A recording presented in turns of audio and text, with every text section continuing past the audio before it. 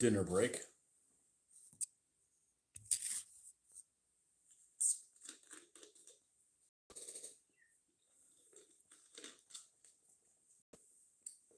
And then we're back. All right, what we're working on is cleaning up these T-34s, which unfortunately have a heck of a lot of T-34, a lot of cleaning that they need to be done to them.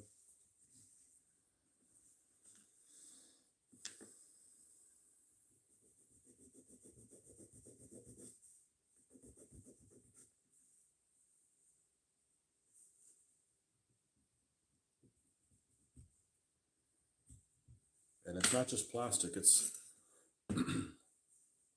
white metal as it's known.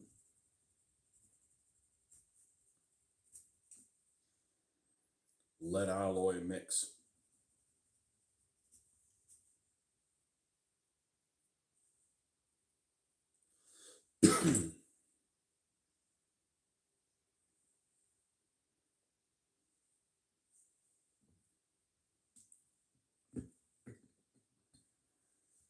Okay.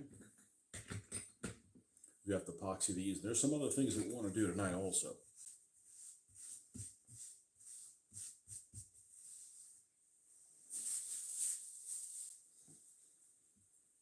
All right, the last one here.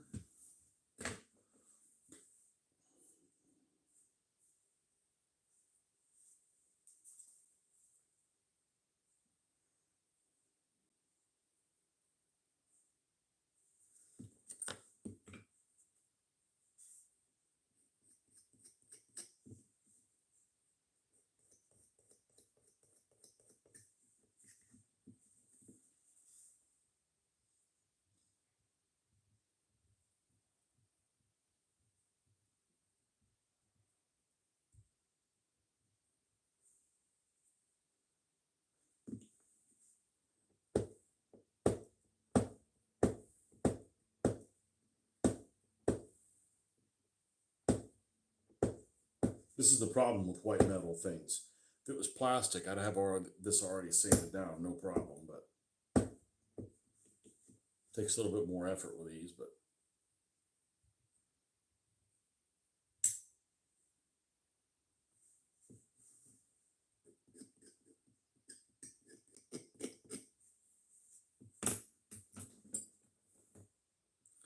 Lehman Roos. No, that's Warhammer, isn't it? No, this is real stuff. These are T-34s, T-34 76s from the Second World War.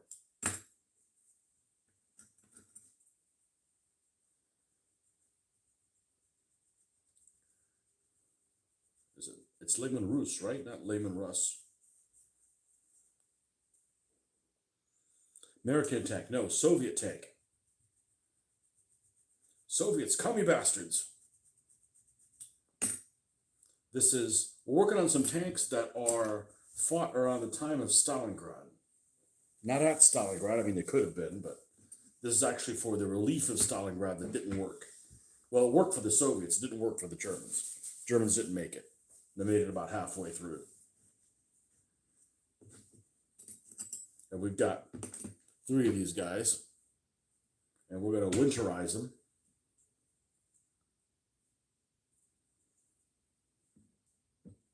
Warhammer's like 28 millimeter. This is 20 millimeter. So they're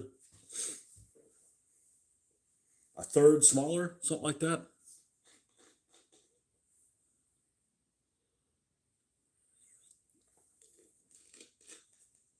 Something like that. 1/72nd scale. Actually, I think technically these are 1/76th. But 20 mil, as these are affectionately referred to.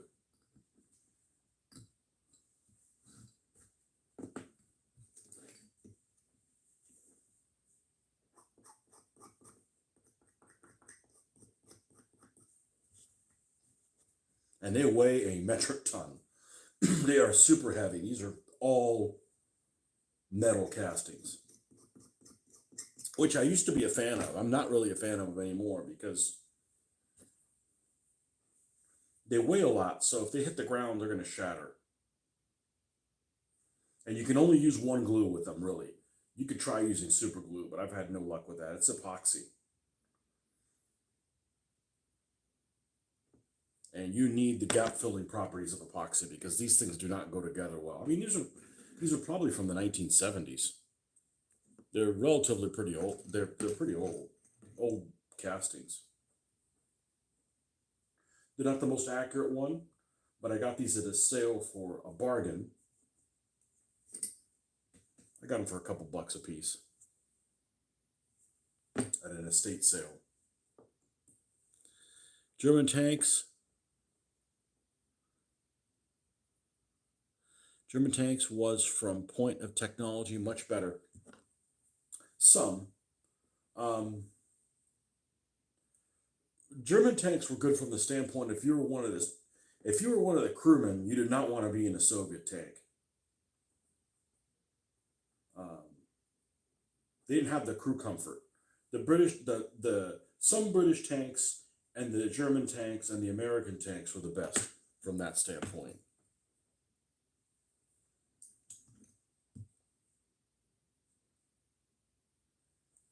You know, I was talking about this particular tank has I'm winging this when I'm telling you this. Probably has about 70 rounds of ammunition for the 76 millimeter gun. Something like that. I may be wrong. It might be 50 something. It might be 60 something. It's got plenty of ammo. All the ammunition, with the exception of whatever is carried in the ready racks. And what the ready racks are on the inside of this turret, there would be these shelves that would be easy for them to get. There was anywhere between 4 to 6 rounds that were ready to use. So basically, you put a round in the chamber, you fire off a round, another tank comes in, you load one quick. When you go through those 4, now it takes a little while to get one, right? Or you want to restock in between engagements. So you have an engagement that goes out real long, you've got to go grab the other ammo. Where's the other ammo in the T-34? It's in the floor. The entire floor is made of these boxes that the ammunition fits in. And you're walking on it, and there's a plastic mat, a rubber mat that goes over it that's in your way and it's just a freaking mess, you know? And they didn't have turret baskets, which that means is, you know, when you're sitting in the turret and you're operating it, if they move the turret over, you need to adjust yourself to move with it. You're not sitting in this chair that's always aligned with it. So just crew comfort things that maybe stuff that you don't think of, but if one of the most important things about a tank is the crew surviving. You know, crew needs to get experience and they need to survive. And if they die, well, you start back at ground zero again.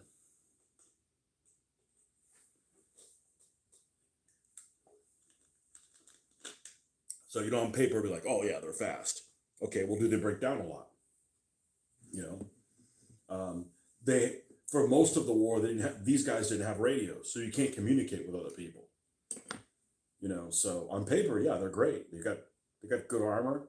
I'm not saying these tanks were garbage, but you know, there's some people that'll say, "Oh, Shermans were terrible." No, they weren't.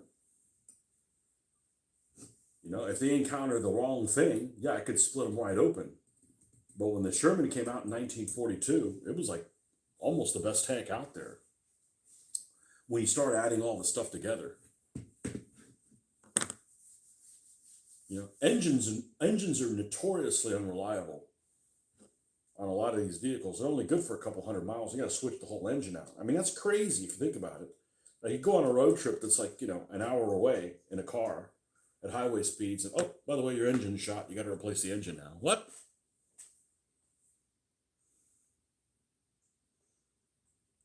RHM Borsig Waffenträger was a mite. I'm not sure what that is. Waffenträger.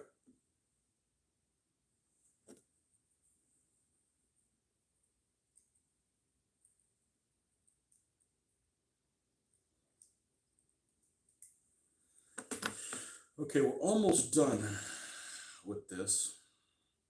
Cleaning this flashing up. And then we're going to take epoxy and we're going to glue this running gear on. And we'll have to stop and then add the other things that we're going to add on it with the fuel boxes and things like that. Now, these are kind of primitive castings, totally usable, but they're primitive. But the worst thing about them is how they go together. You have these tracks that are unidirectional, which means you could put this one on this side or flip it over and put it on the other one. They work either way. They're actually detailed on both sides. So really practical, except the way that they attach on here, you can't just push them up against the hull and they glue. They actually only glue on these little spots that are right here. That's the only spot that the glue is going to attach. You could put epoxy all over the side of this. It's not going to touch the back of this, other than these two spots. So it's kind of a weak attachment point. Boxcar Pete. I'd say a T-34 crewman would have seen a week in a Sherman as a holiday. Yeah, they actually liked them a lot. So like a T-34-85, when it finally got a third man in the turret, a T-34-85 on paper is a really good tank. 85 millimeter. I mean, sure, you can't take on like a King Tiger at long range from the front, but it had a lot going for it. But crew comforts is not one of those things,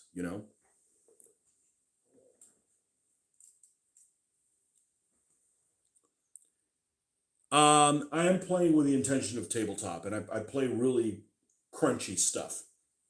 So if you look at the front end of a T-34, one of the things that's obvious, it has sloped armor, so you get more bang for your buck. But when you lose, where you lose on that is that if you drop a line from these corners vertically down, that's really the usable space in the tank.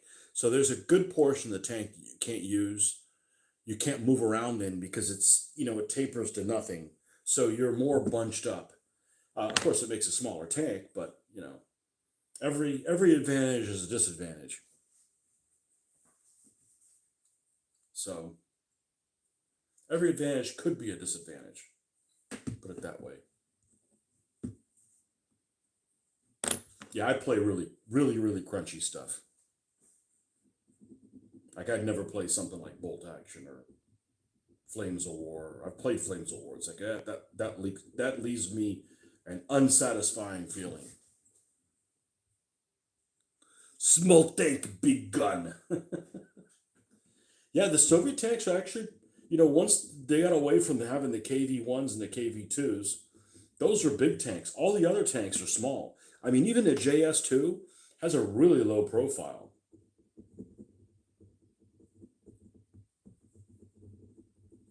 I wouldn't say JS2 is a good tank. I'd say T-34-85 is a good tank. I wouldn't say JS2. JS2 is slow, only has 22 rounds of ammunition. I think the ammo was in two parts. Just a freaking mess, Just a mess. And it's not like everything the Germans did, they did it right either, So,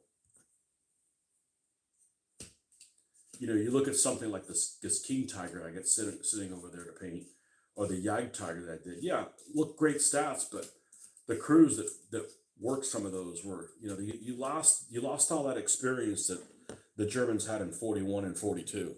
That's when they had the really good crews. Or that's when they had the better crews. And then, you take casualties and then they're not around anymore. And then you got to start with, I was reading the memoirs of this tank ace called, what's his name? He started in Tigers. Well, I'm sure he probably did something else before Tigers, but he's known for that. Let me think of what his name is. I forget, but towards the end of the war, he gets made a leader of this group of Jag Tigers, and he's got all these kids that don't know how to do anything, and extremely green stuff. And Carius is what his name is, Otto Carius, and he's got this great vehicle on paper, like great armor, great gun, not good maneuverability, and a crews that really don't know what they're doing. So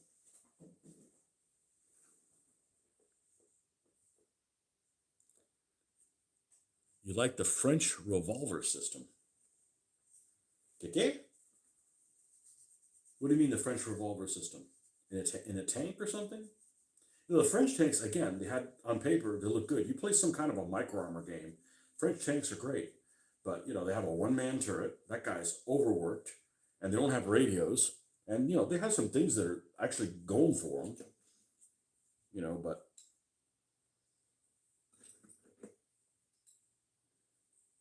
I don't have any yet. Not because they're French. I have them just because they weren't in the fight very long.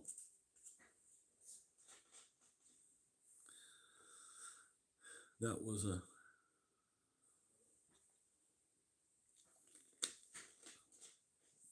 a thing we should have in Germany for another. Are you in Germany right now? Are you in Deutschland? I don't speak German. I just know Blitzkrieg German. That means choice phrases that you can say in, you know, war on the tabletop.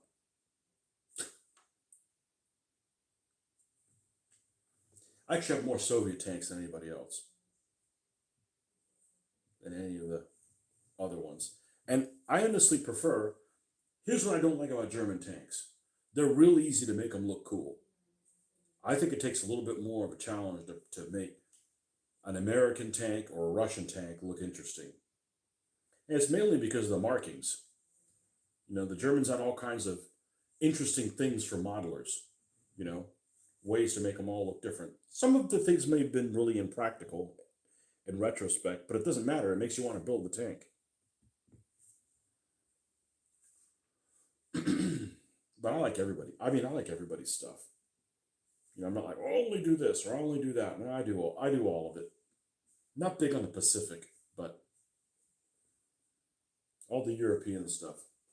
We like all the European things. Okay, let's put that guy there to dry. You stay there, comrade. Ah, Snapdragon.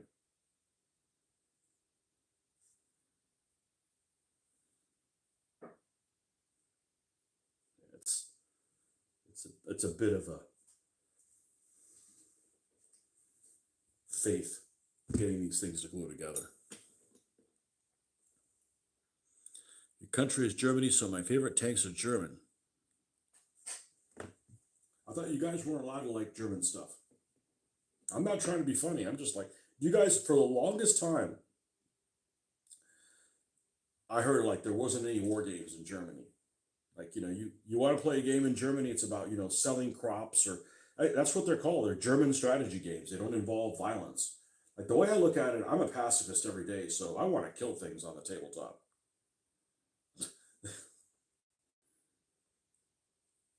Is that true or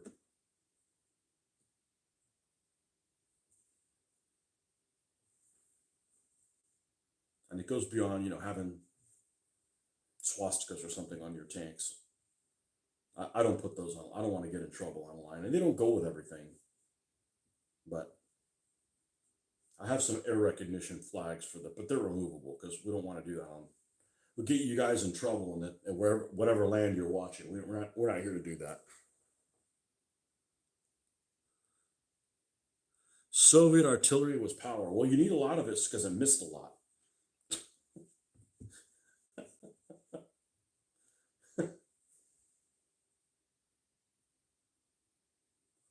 I like artillery as long as it's on the tabletop. I don't like, you know, you're using guns. Where are they? Oh, well, they're off the table somewhere. That's no fun. I want to see them. Maybe tabletop is a thing. I play Warhammer 40K and AOS. I'm not sure what that is. There's so many really interesting things that happen in history. There's no reason for me to play fantasy. And I can see not doing World War II stuff in Germany for obvious reasons, you know. But you could do World War One stuff. I like playing the Germans in World War One, especially the ship stuff. I like those. I like those German World War One battle cruisers. They look cool. Seidlitz. I like old Seidlitz. Okay.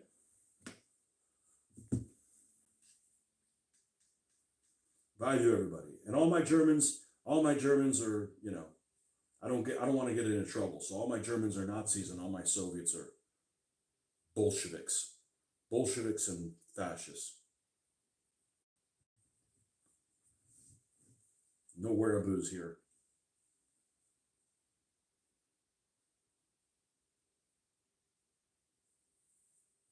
But I tend to not like to play Americans because I already am. So I get to I get to do funny accents or something like that if I play somebody different. That's the way I look at it. Not that I don't like American stuff any less, or it's a way to do something a little bit different than what I get to be every day. In ships, we are crazy. We are crazy in ships. We have ways of making you crazy.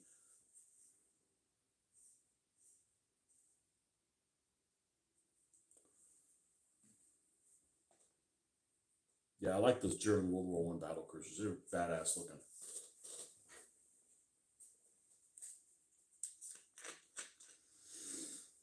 Okay.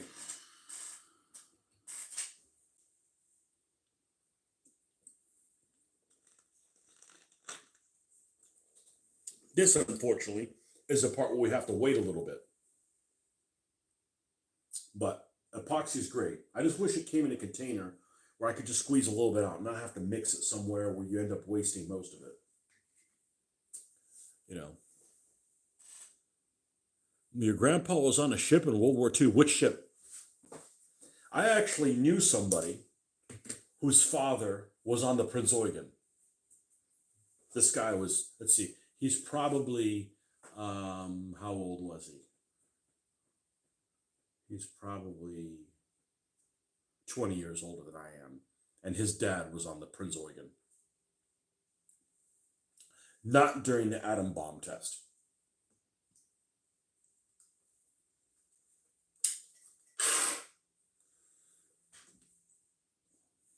Okay.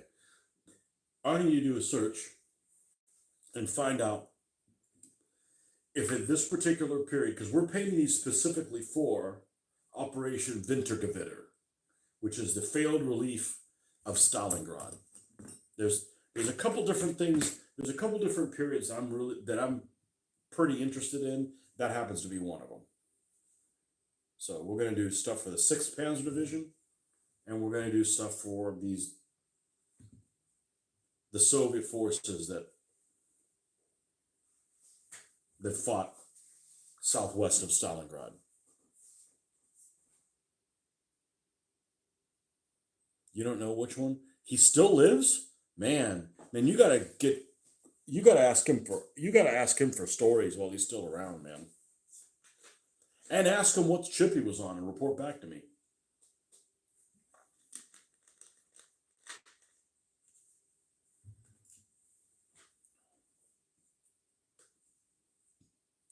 Okay, T-34. You know what? We got books. We got books. Let's go to the books first. That's what we have this stuff for. Let's get the Squadron Signal book on the T-34. Should be here towards the top. I used it relatively recently. Here it is. And it's going to be backwards for you guys because I'm filming in this direction. It has to be backwards, unfortunately. Yeah, no, I'm interested. I'm into that stuff.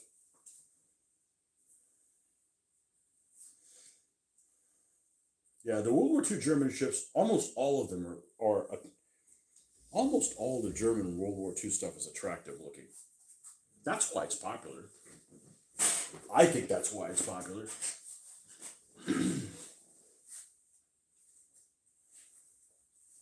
All right, let's see if we can, because it has all kinds of options, but I specifically want. I looked at some of the drawings and some of the pictures of this period, and it didn't really show them with the fuel things. They just threw them in the battle and hope for the best. Fall 1942 production.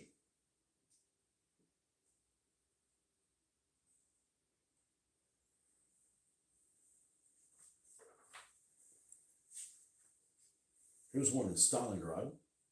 The Germans decided to make a mortar pit out of it.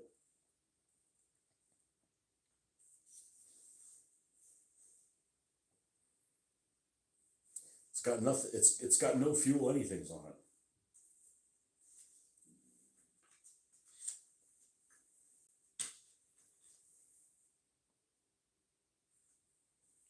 This weather-beaten T-34 Model 43 hard-edge style turret has the mixed wheels, common in the series. Photos taken winter 42-43. No fuel boxes.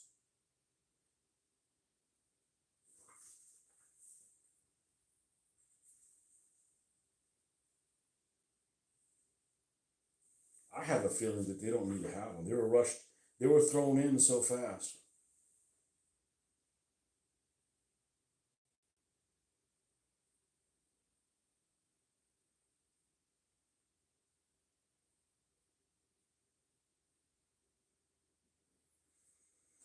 While crews are generally happy with the changes introduced to the T-34 Model 43, some improvements were requested. Captured German tankers were of the opinion that the T-34 Model 43 had many blind spots. This led to develop a simple cupola, whatever, pistol ports. It is also decided to add external fuel tanks to increase the vehicle's range. The first style adopted was simple box-like structures. Two were actually carried at the rear. These were not entirely successful. In 1943, were replaced with cylindrical fuel drums, which were strapped to the side and on land holes. Okay, but earlier versions of T-34s had those fuel things as well.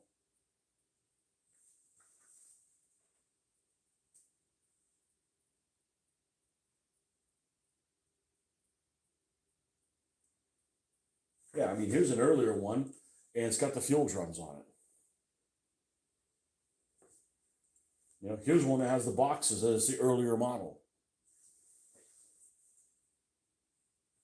So I'll tell you what we're going to do. We've got to do three of them. One's going to have boxes. One of them is not going to have any at all.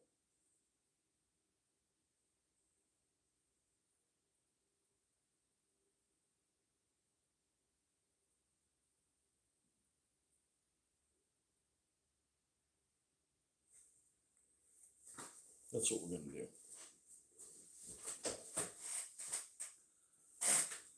Subscribe. Awesome. What do you think about the E100 if they could produce more? What's the objective? The objective is to win.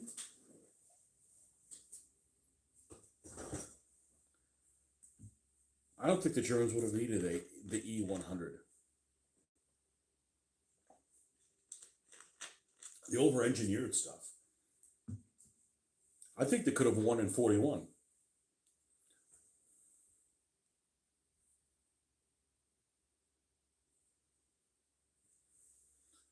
They just needed to go to Russia as liberators, but they weren't going to do that. I mean, because they were, that was the whole. They weren't. That was not the objective.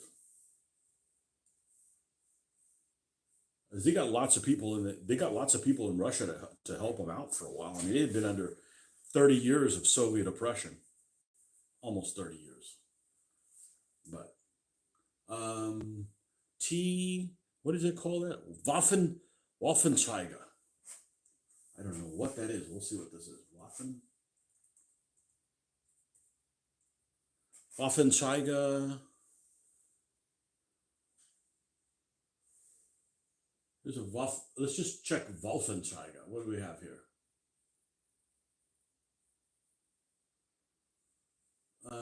Which one of these?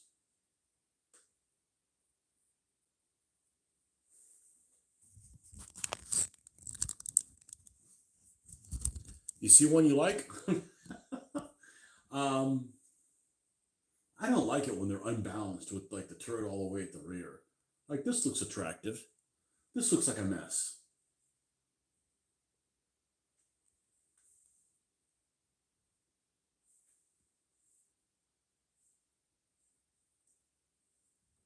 The two that I always get mixed up, which is Dicker Max and Sturr Emil.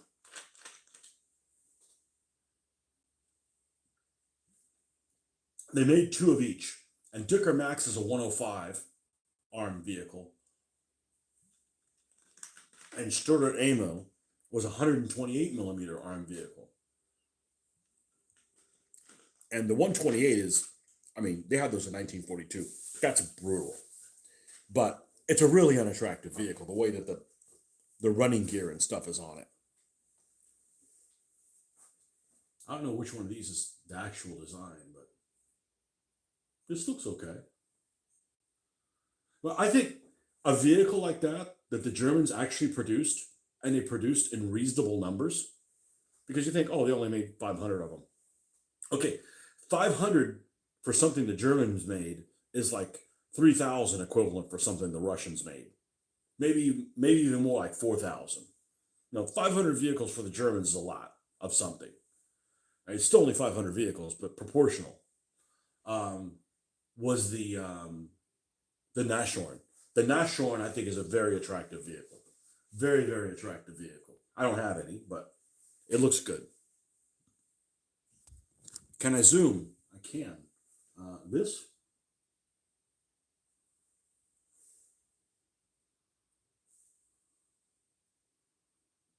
This looks pretty good. But see, that's the thing about, I don't really get into fantasy. There's a lot of things that were really built, and they made many of, that are really cool. To be envisaging something like an E100, like that. I think the Mouse is an ugly vehicle. You know, this doesn't look bad.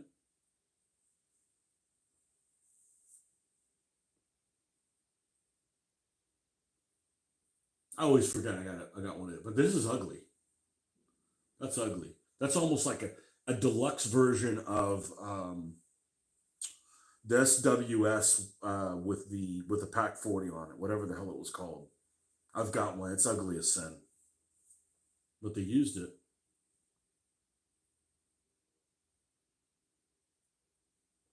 A lot of it depends on what you happen to like, and here we go. This looks like a. Is this the one you're talking about? Because this looks a lot like the Dicker Max. This looks a lot like Dicker Max. It is a good looking. This is a good looking vehicle. This one. What vehicle is that?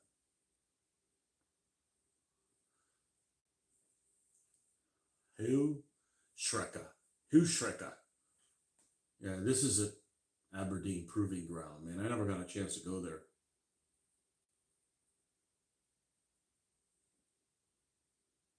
And this is what the sun does it. This was Panzer Gray, I'm sure, at one point. And look, it's like snow camouflage because the sun bleaches everything.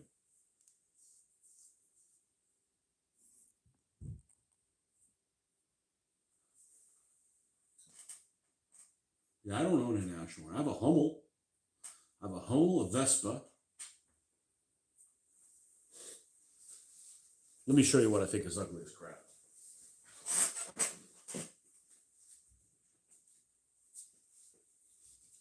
Oh, wait a second. Since you're here and you're in Germany, try to keep your pants on.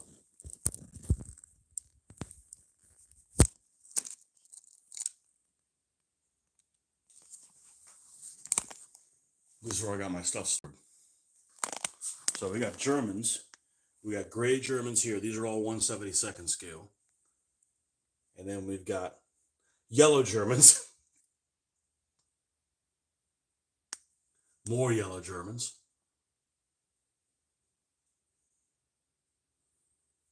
We got some martyrs back there, a Puma.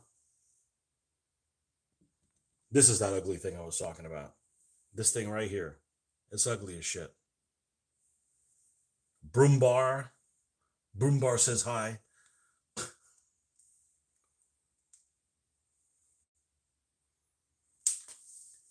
Honestly, I like the gray Germans better.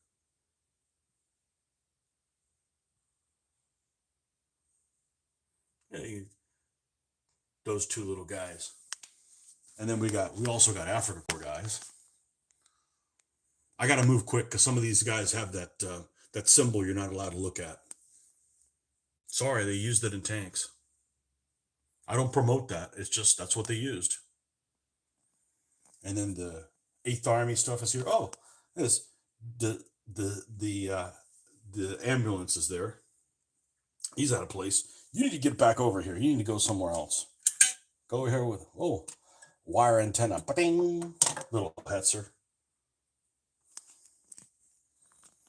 This is the 8th Army stuff.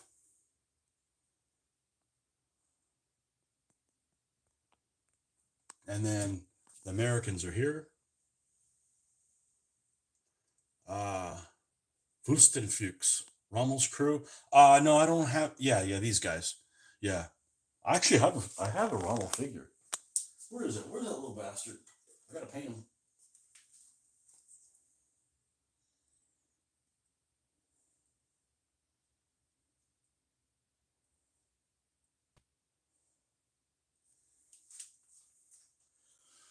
Okay, so we got the Americans here. Shermans galore. The lighting's not percolating its way in here. Oh wait, we can do better than that. I think that'll be better. Sherman's galore, half tracks. These are toys. These are die-cast toys that are just repainted.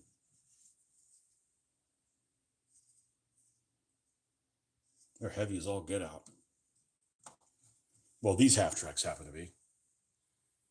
Sherman's. I got some captured cars for the Le Partisan. And here's Soviets. Here's the beginning of the Soviets. Soviet. Commies galore.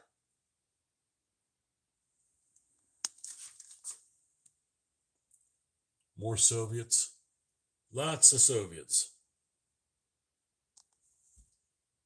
That guy's just trying to get a better look. Soviet trucks. Light tanks.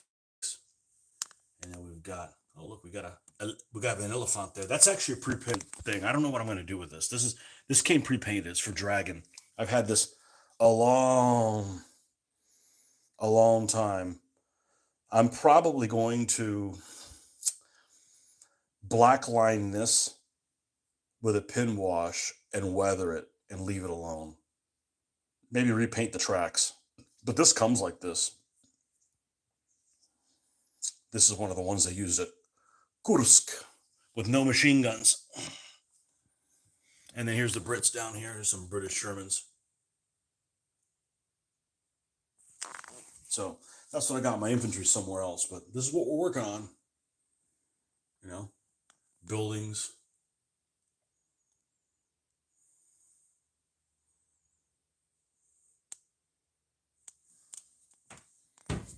Yeah, real stuff is super interesting. And I just finished. These are the guys I just finished. I did some snow Soviets. These guys right here.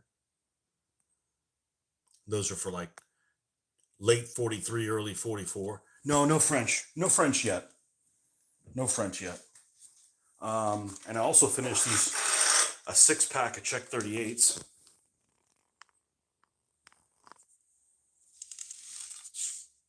With some baggage I put on them, made out of green stuff. Yeah, we flat coated these the other day. Man, they got flat. And I'm really liking hand painting all my emblems. Forget using decals. We can do Balkenkreuzes all day long. That's all hand painted.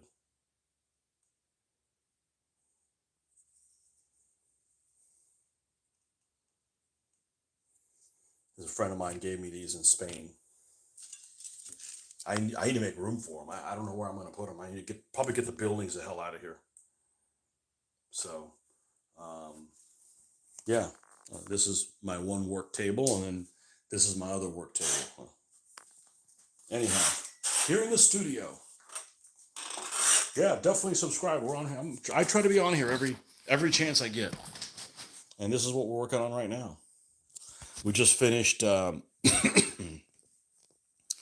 T70 that was literally in the garbage. Somebody gave me this bag, say, I don't want this stuff. And there was just a bunch of trash things in there, including a Panther that you can't tell this, but this is in terrible shape. It was missing a barrel. It had goop paint all over. I don't know if you look at the machine gun there, the whole machine gun, you can see it's got all kinds of paint. It's in really bad shape, and I repainted it. We're going to make this a knocked out Panther sitting on the side of the road. Just kind of an objective. It doesn't have any weathering on it yet. This is just lay basic. And a king tiger, of course, for snow. We're going to use this for like a battle of the bulge. King tiger. Doesn't have any weathering on it yet. And then some things I got are just basically junk. These Shermans are junk, not because they're Shermans, but the casting on them is not very good. Take a look at the back there. It's got a lot of like pop marks and things that need to be filled in. So it's got the snow count. These are going to be like for Battle of the Bulge. I'm not going to make them knocked out. I think what I'm going to do is I'm going to try to cover some of this stuff up with some green stuff, like it's got something else. Anywhere that looks like it's got like holes or like the finish is bad, I'm going to try to put standing snow on it. And they'll I think they're going to look pretty damn good by the time I'm done with them compared to how they started looking. I got an M4A3 75 and an M4A3 76. It's not an Easy 8, doesn't have the Easy 8 suspension, but it is an M4A3. But it's not a very good quality miniature. This is the color it came in originally. So, an old JS2, also by that same manufacturer, just kind of crummy. I sprayed it white the other last night, so we're gonna winterize this one as well. I like the winter stuff. I like the winter things. So, good stuff. World War II is awesome. I mean, it's just it's horrible, but you know, the vehicles are super interesting for that.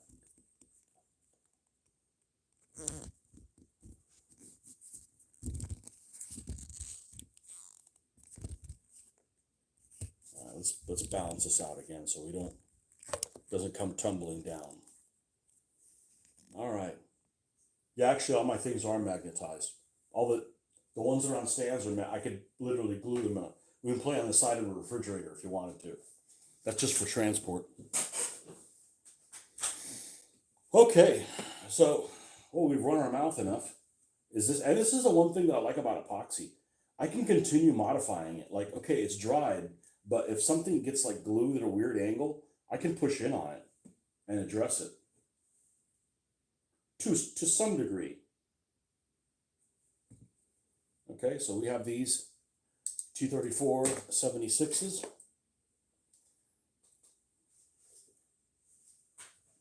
Now, they each have two hatches. I'm going to make all these closed. Okay, these are going to be winter. They don't want to get out there in the cold. I normally only want like one vehicle and 5 or 6 to have a hatch open, just for looks. And I'm going to leave these all closed. You can stay warm.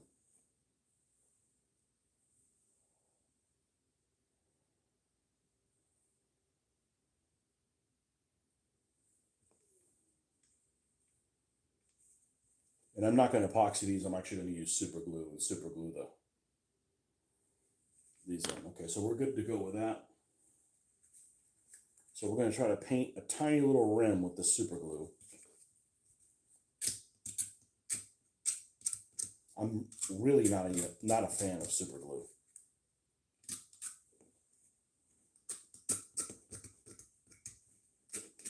Yeah, if you like this kind of stuff, man, this is the place to be.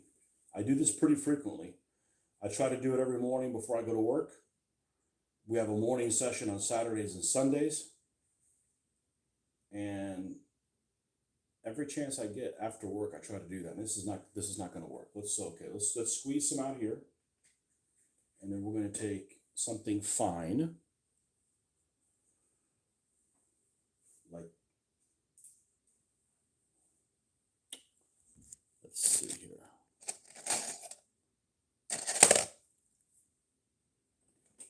We can use this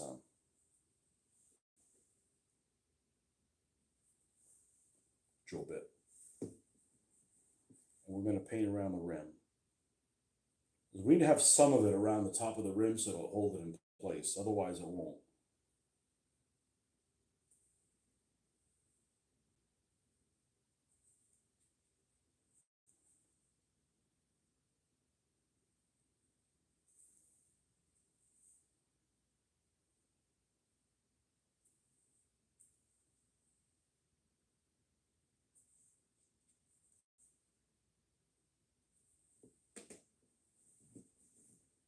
And then the hinges face the other hinges.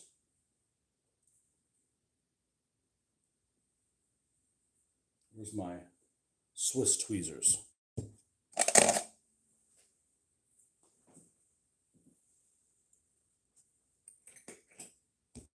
Here.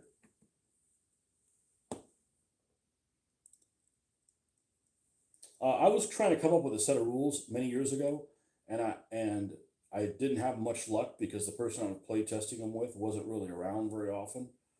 But I play a set of rules called the Face of Battle.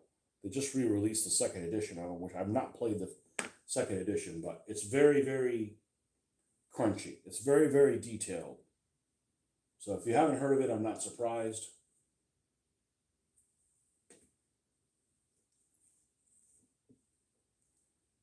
But I'm not somebody who would play like, oh, this one looks different. I don't know. I don't know what's going on there. That's looks a bit odd.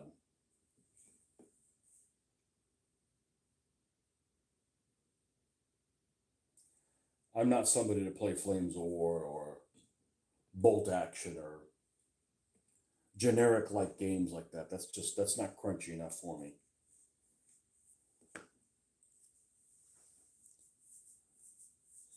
Don't tell me about detail as a Warhammer player. Oh, because the Warhammer rules aren't very detailed? Yeah, I'm not going to spend this kind of effort doing this and then playing something that, well, it's a tank. They're all the same. No, no, they're not.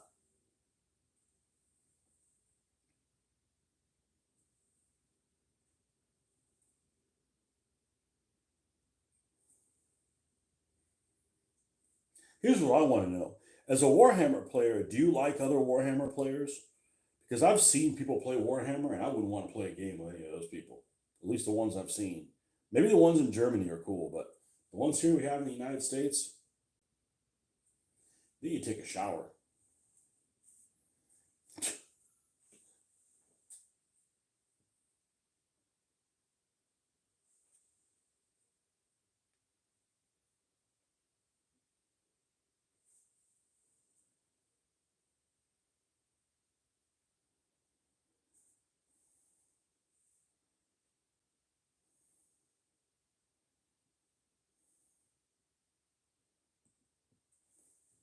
The only Games Workshop game that almost everybody that has mentioned it agrees that it was a great game, and of course they canceled it, was Mordheim. Almost everybody had something. Everybody I've ever heard has something positive to say about Mordheim. I've never played it. I've never played a Games Workshop game. I don't mind their figures. I think their figures are pretty cool. But like I said, I'd rather play something historical.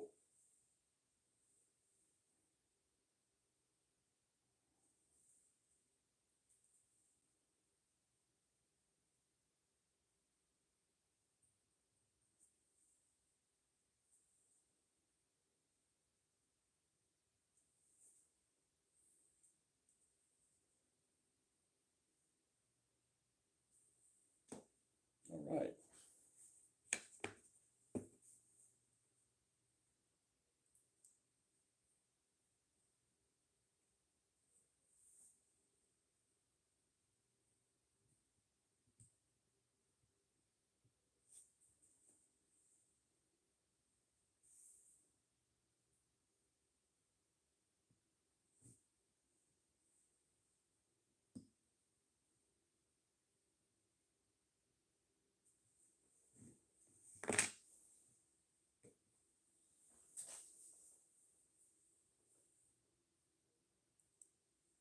That's sad. I played against a bottle of milk, which was a repulsor.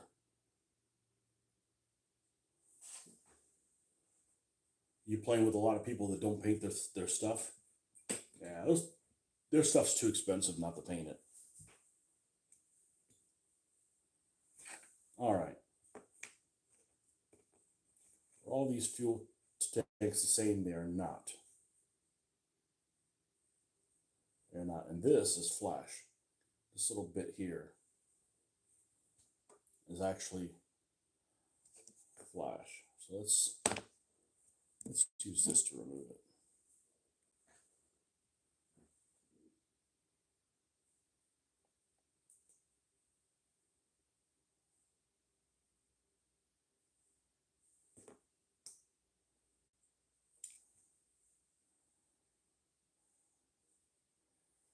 What about other periods in Germany? Do they play stuff like Friedrich the Great stuff, or things like that? Nobody could find that offensive. That happened so freaking long ago. Well, I shouldn't say nobody could find that offensive, because there's always that one person. There's always those people.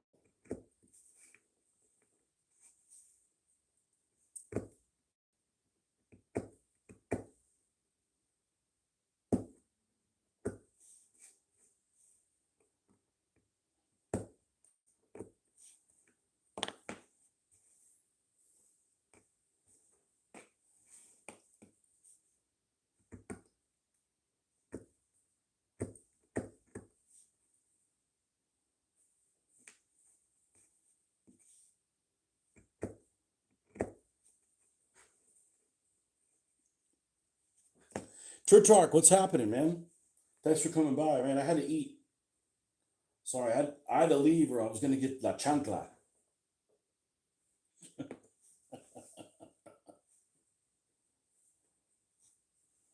Cuidado con la chancla.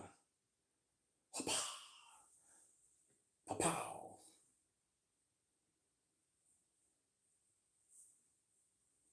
These are not the Skytrex ones.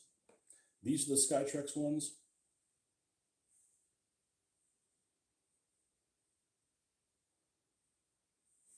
But I kind of like these more.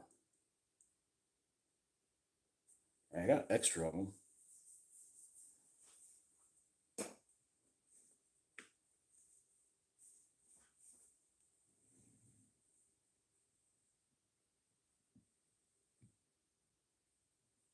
Let's see how they're mounted. Let me look it up. Hopefully got one of those at the rear. Speaking of La Chancla, I had to see her off to work, made sure she had lunch and all that. Good man. Yeah, Tritarch's one of my regulars. He entertains me with, I guess I find him entertaining, or he finds me entertaining. Hey, it's better than watching television. You never know what you're going to get. Pretty much anything's better than watching television. Show me a picture of one of these boxes. Here we go. Here's a double box. Okay, it's literally sitting.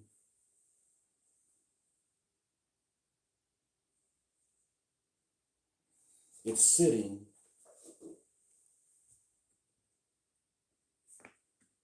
here. It's sitting there. Okay, and is it all the way up against the tailpipe? That just doesn't sound like a good idea. Like, let's put this right next to something really, really hot. It's off a little bit, looks like.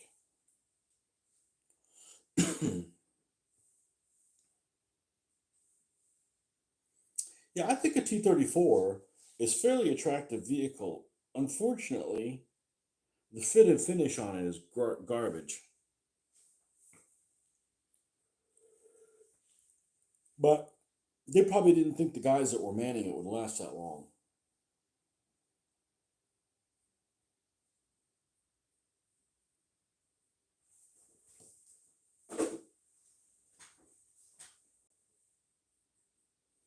You're here for the DBA videos. You still play DBA?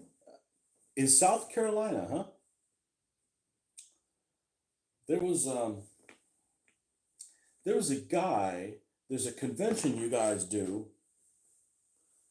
or that gets done in South Carolina called, I don't know what it's called.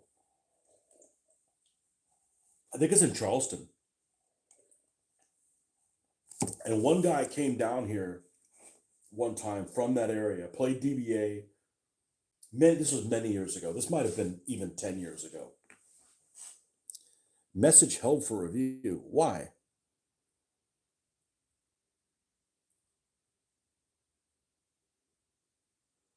Oh, we can show that.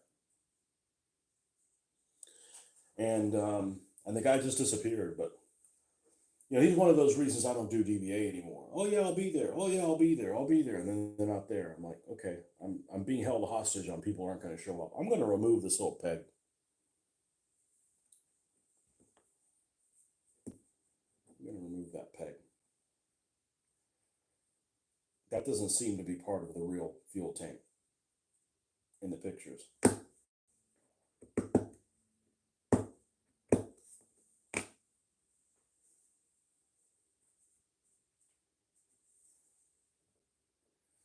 And I'm going to remove some of these.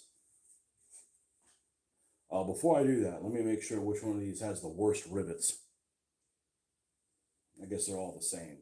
I'm going to remove these 3 rivets because this does not allow the fuel tank to sit flush with the vehicle.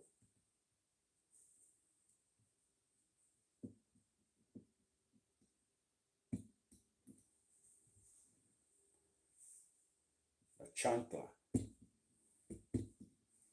If you have a daughter with her, you can call her la chancletica.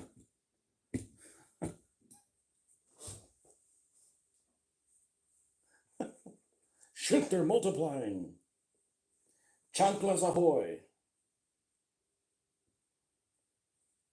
That's funny.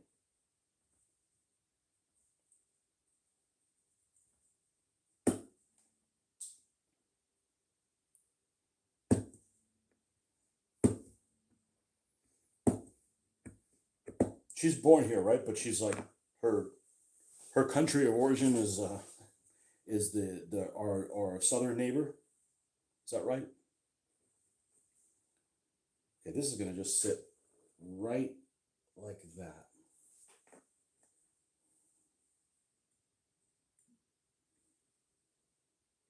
I cracked this guy at work because they're building a neighborhood right behind ours.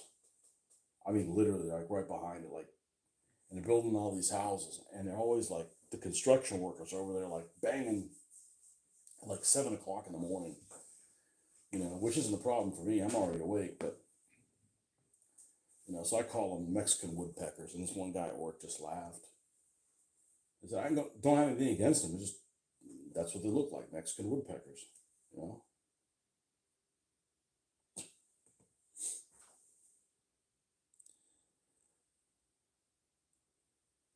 Which are the better hunters?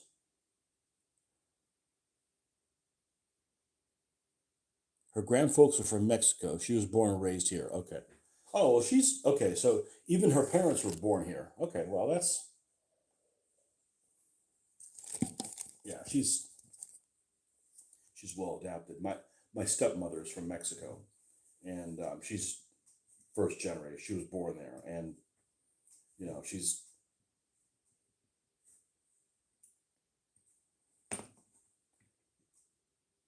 still has things that like what? What do you? Hold on a second. What's going on here? Something queer is afoot. That's going to go like that. And we're definitely going to have to epoxy this. We need some gap filling properties for sure. And then this one is going to be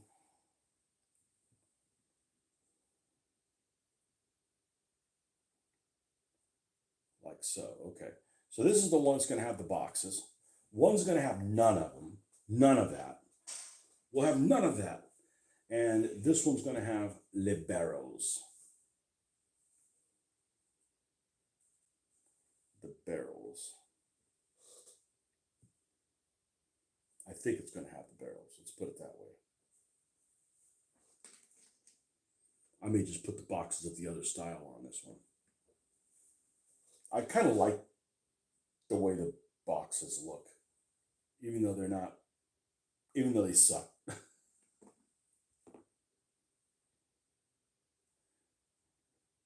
You like those? They're like the flimsies, like the British flimsies. Oh, they're leaking all the time. Well, that's why we call them flimsies.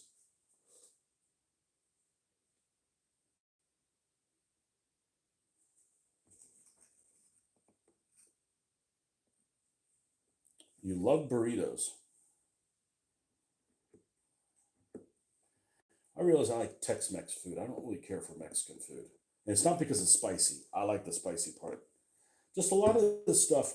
If you go to one of these places and you eat, no matter what you get, it's all the same thing. It's just a different format. You know, it's like, do you want it with tacos? Okay. Do you want your tacos to be hard or soft?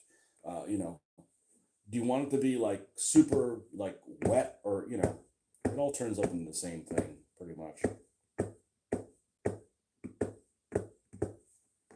went over the summer. We went to visit some friends of my parents that really became our friends too. They're almost like my parents' age. I have older parents, but they're old enough to be my own parents. But anyways, they're cool. I want to go visit them in a place where they live in Mexico. They've been trying to get us to go there for a long time, and it's not on the border, It's um, they there's a lot of things on the menu that I had to I had to be like cautious what I ate because they eat things I'm not going to put in my mouth. Not everybody, but there's some things there's some things anywhere that I'm like I'm not going to eat that. I don't consider myself a picky eater, but I'm like I'm not eating bugs. Well, that's what they eat here. I'm like no, no, we're not eating bugs. Well, they're covered in chocolate. I don't even like chocolate. No. I think the chat ate my message earlier. Did you see your question about the KV1? I did not. Let's see.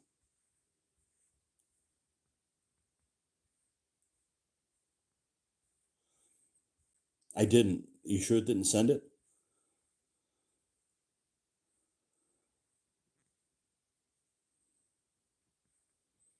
Watch the DBA videos out of nostalgia. Do I have a KV1 model? Yeah, you asked me. You asked me yesterday. Not only that, I'm going to show you my KV1 models. How about that? How about those apples? I have two or four of them. I don't remember.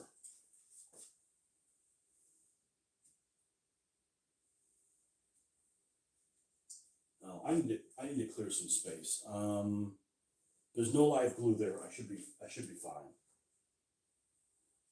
This is when I really realized I like painting my own. All of these are hand painted. The markings on them.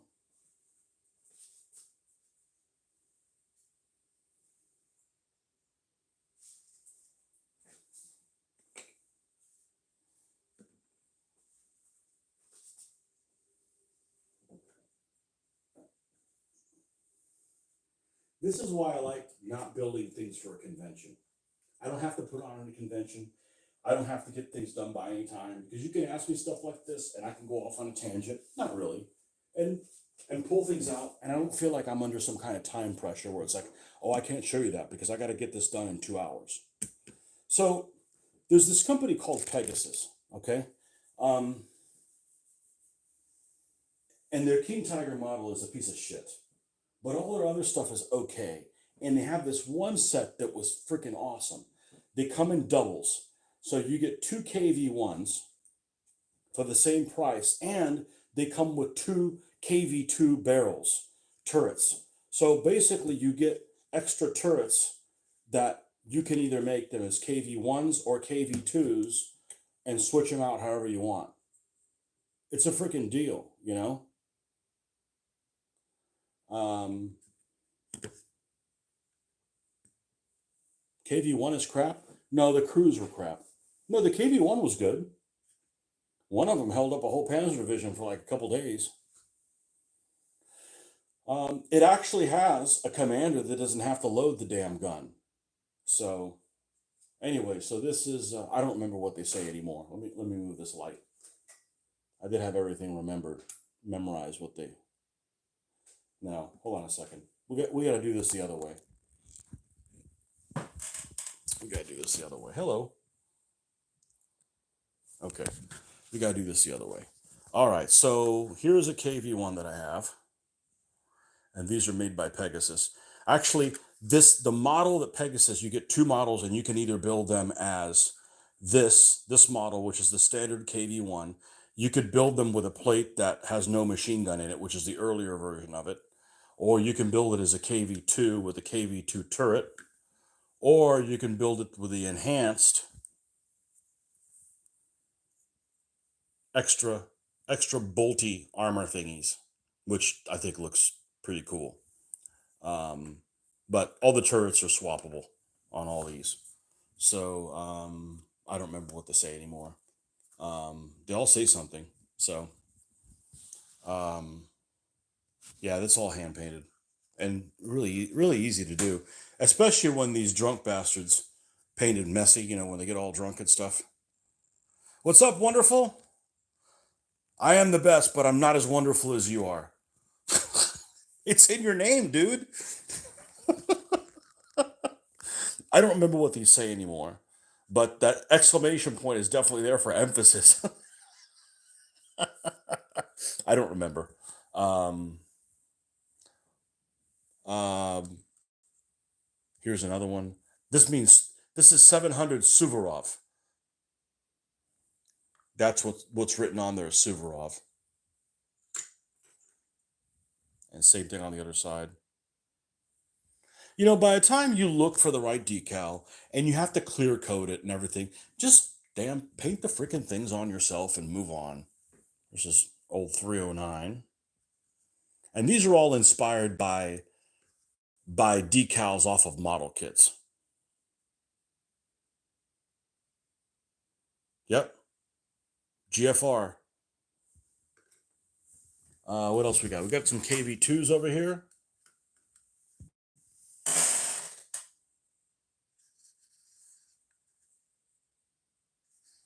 Now, these look pretty good, but they don't have any black lining on them. And they don't have um, any rust at all. So whenever these end up going into battle, I'm going to do those two things to them and take them up another notch. But they look pretty good. And this is a guards element one. There's a decal. I think it's the Tamiya model that has this one.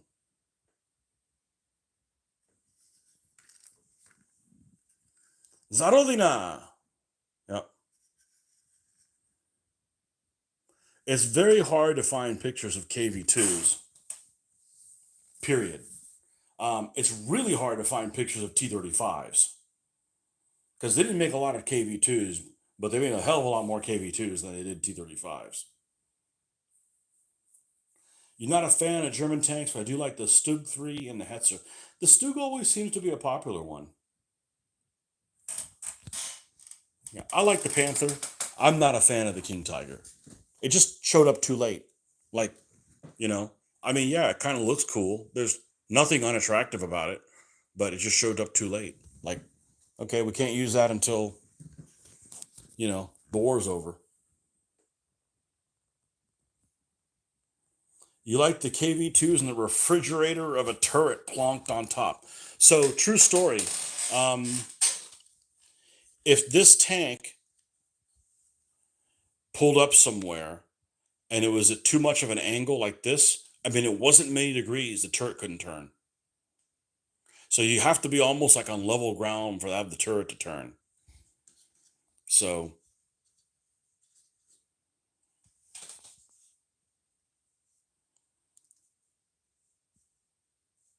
you're more of a fan of American and British tank. So normally people aren't fans of American tanks, and it has to do with how they're painted. Unfortunately. Well, the thing is the American tanks sometimes aren't painted very interesting, but you get to give them all nicknames. So there's something of value there. You know, you gotta like that. And these two American tanks I have that are terrible quality, I'm telling you, they're gonna look great. I think I took a before picture of them. They're gonna have a lot, and I think I'm gonna do them. Well, they're gonna be for bulge, and I don't know whether they're part of the Fourth Armored coming to the rescue of Bastogne, or just one of the combat commands that was already there, waiting for all the German heavies to come. But the problem with bulge is like, okay, it's a tank battle, but it's in really confined space, so it's in terrain that is easy to block up. And I've never been much of a bulge fan. Again, there's that airborne division again. I'm not a fan of airborne stuff. I think it's overdone. No offense to any veterans, just doesn't interest me.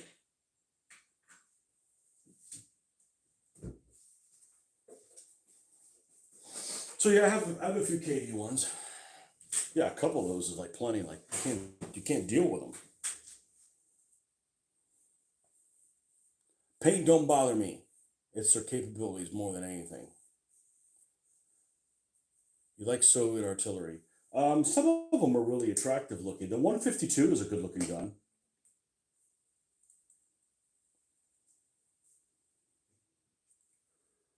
Okay, so this one's going to have nothing glued on it. This one's going to have these boxes glued on it, and this one's going to have these boxes glued on it. All right, so let's mix up the old epoxy.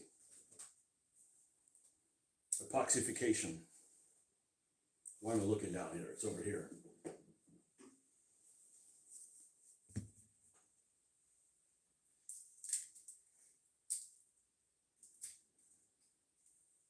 Most Soviet things are attractive.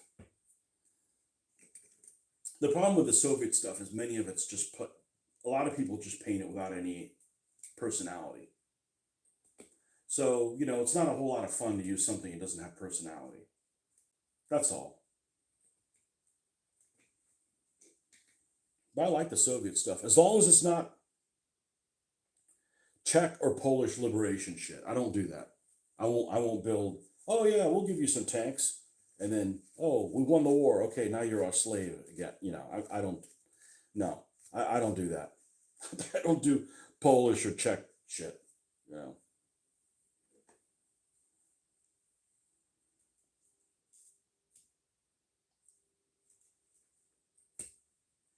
Because not to get political, but the Russians in World War II weren't the good guys.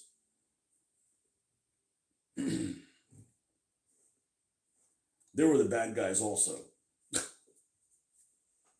Doesn't mean I won't play them. I got no problem playing anybody, but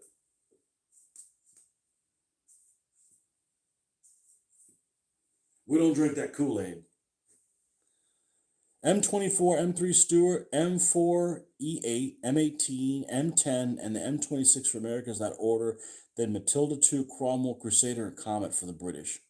So your favorite American tank is the Chafee. Well, again, I think it's a very attractive tank. It just showed up too late, unfortunately. I don't think the Pershing's very good looking. I'm not saying it's ugly, but I think its turret is just a little too far forward for my taste. Um, I think the M10 looks better than the Hellcat. I mean, there's nothing wrong with the Hellcat.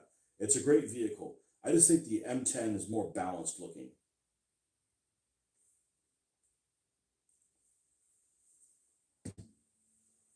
What's not to like about Stewart's? You love light tanks. What do I think about the U-boat strategy in World War II? I don't know. Here's the thing about the U-boat strategy, and this is something people don't know. Everybody has this idea of how much tonnage the U-boat sank in the Second World War. Go and look how much tonnage they sunk in the First World War. It's astounding. They didn't sink more, but it's astounding how much they sank in the First World War. Astounding. Well, I personally don't think of it. I really don't think of the Germans as the bad guys in the First World War. I I I deal with I think the Germans in the First World War are like Alexander the Great. He was just, aggressive, and I don't have a problem with him. I don't look at them as my fantasy that I always bring up is, what would have happened if they would have won the first one? How would the world be? Well, there'd be a lot more people alive, I would think, but I don't consider them the bad guys in the First World War. Even though they made the even though they made their soldiers wear that silly little sailor hat, their rest cap, whatever it's called. I can't stand that thing. They look like bakers. And that's as bad as like the original Panzer uniform of the Second World War with the little the little beret.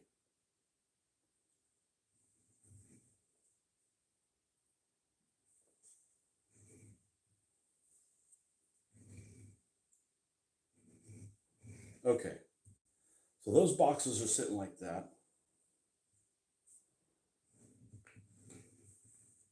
These boxes will sit like this.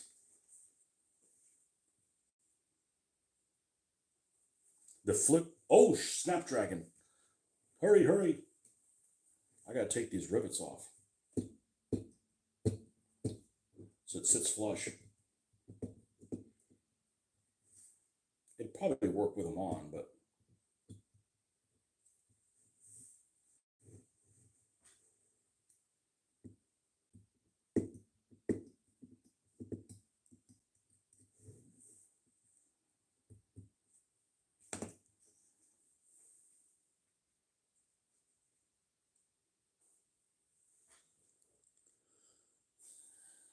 what do we got? We got capital ships going on.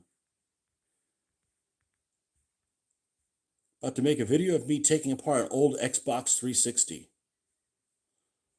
Oh, really? I like the Persian can have that big honking 90 millimeter that can wreck anything. I just recently read the memoirs of this gunner that was on it and on a Pershing, and it was pretty interesting. Um, yeah, that's a good gun. Again, just like the 88, it was an anti-aircraft gun.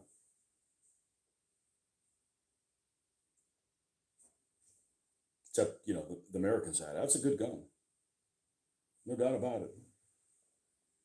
And the Pershing was a good tank. There's nothing wrong with it. I wish that the turret wasn't so far forward.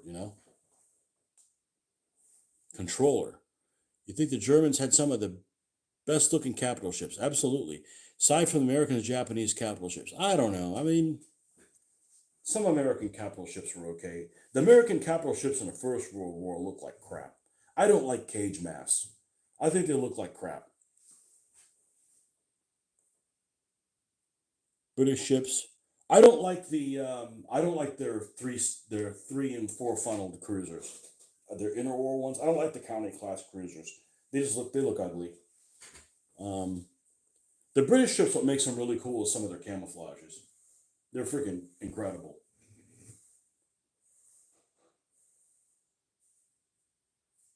And Repulse in the Second World War is a beautiful ship. I like the British World War II ships better than their World War One ships. Italians and French had some handsome battleships. Yeah, they had some handsome cruisers and they had some handsome destroyers too. Especially the French destroyers are beautiful.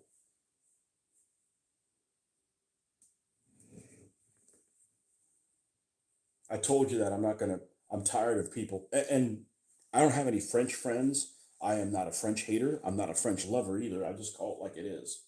And I'm tired of people putting down the French about giving up so quick. So I think every time that they're going to bring up the French giving up, I'm going to bring up the Italian switching sides. Yeah, the Italians switch sides more often than the French give up. The French only gave up in one war.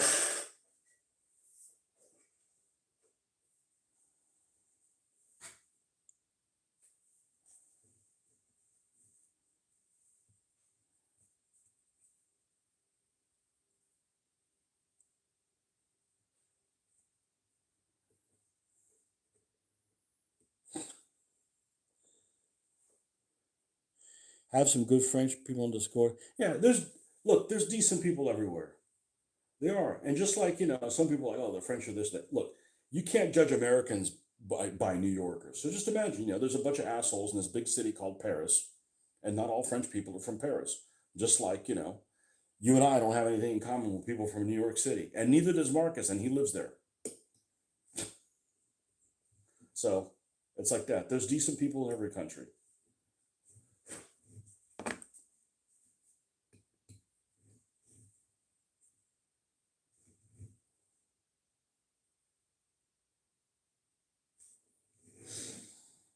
Okay, and they're helping me with some naming conventions for my French armored company for Cold War commander. Ooh, I would do them. AMX 30s, or you got like modern stuff? AMX 30s are now okay. Speaking of ugly vehicles, can we all agree an AMX 13 is ugly as shit? An AMX 13 is horribly ugly, horribly ugly. AMX 30 is a good looking tank. It's a French Leopard, right? AMX 30s. AMX 30s look good. They look like Leopard ones, which I think are attractive tank. Actually, they probably look better than Leopard ones. You have a nice shape to their turret. They have an interesting turret shape, kind of like the Chieftain. Oh, I love the way the Chieftains look.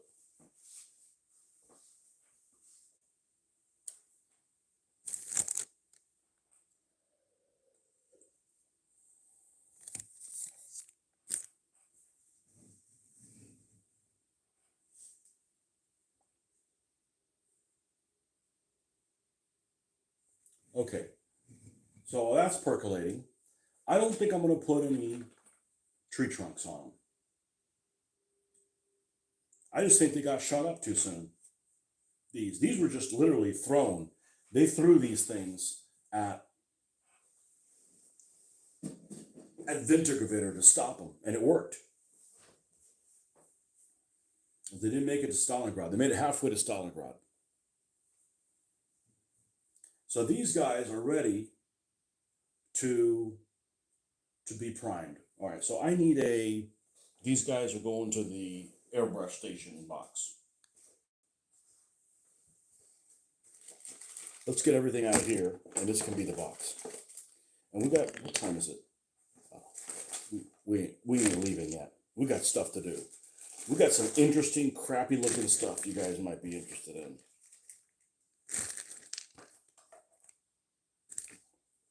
All right. One T-34. God, they're so heavy. Another T-34. Another T-34. These are all going to be winterized.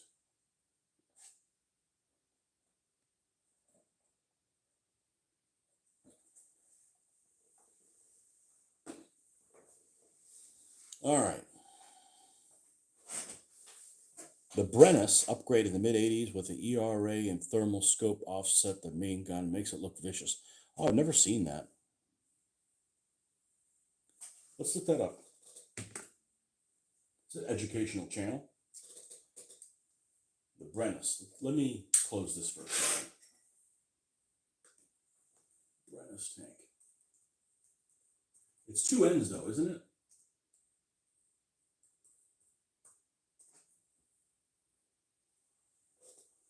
It almost looks like it's made with Legos. In a way.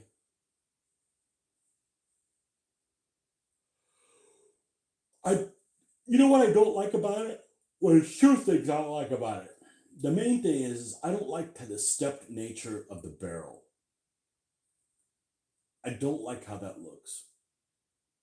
And I also don't like, and this is one thing I don't like about modern tanks.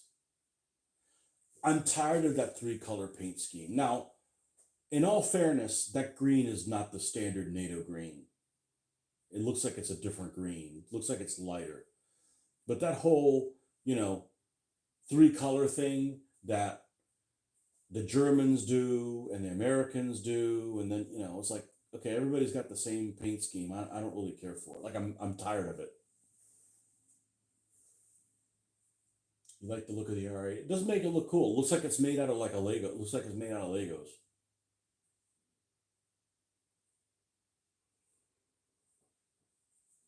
I wonder if it and the Leopard have a common ancestor.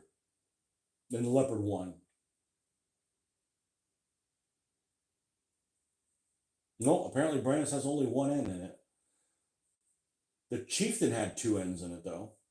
I suspect that's who it's named after. Oh, never mind. I see it spelled sometimes in two different. That doesn't matter. We knew what we were talking about. Yeah, it looks pretty cool. That's good to do French. Well, the good thing about playing French is you can do a ridiculous accent while you're playing them. And that's half the damn fun. Not making them look bad, it's just part of the entertainment.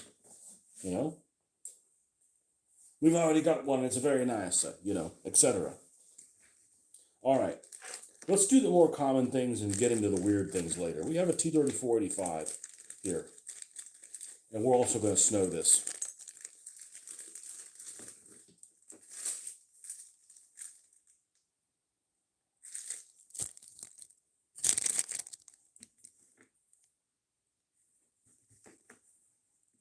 And this has so much stupid bubbles.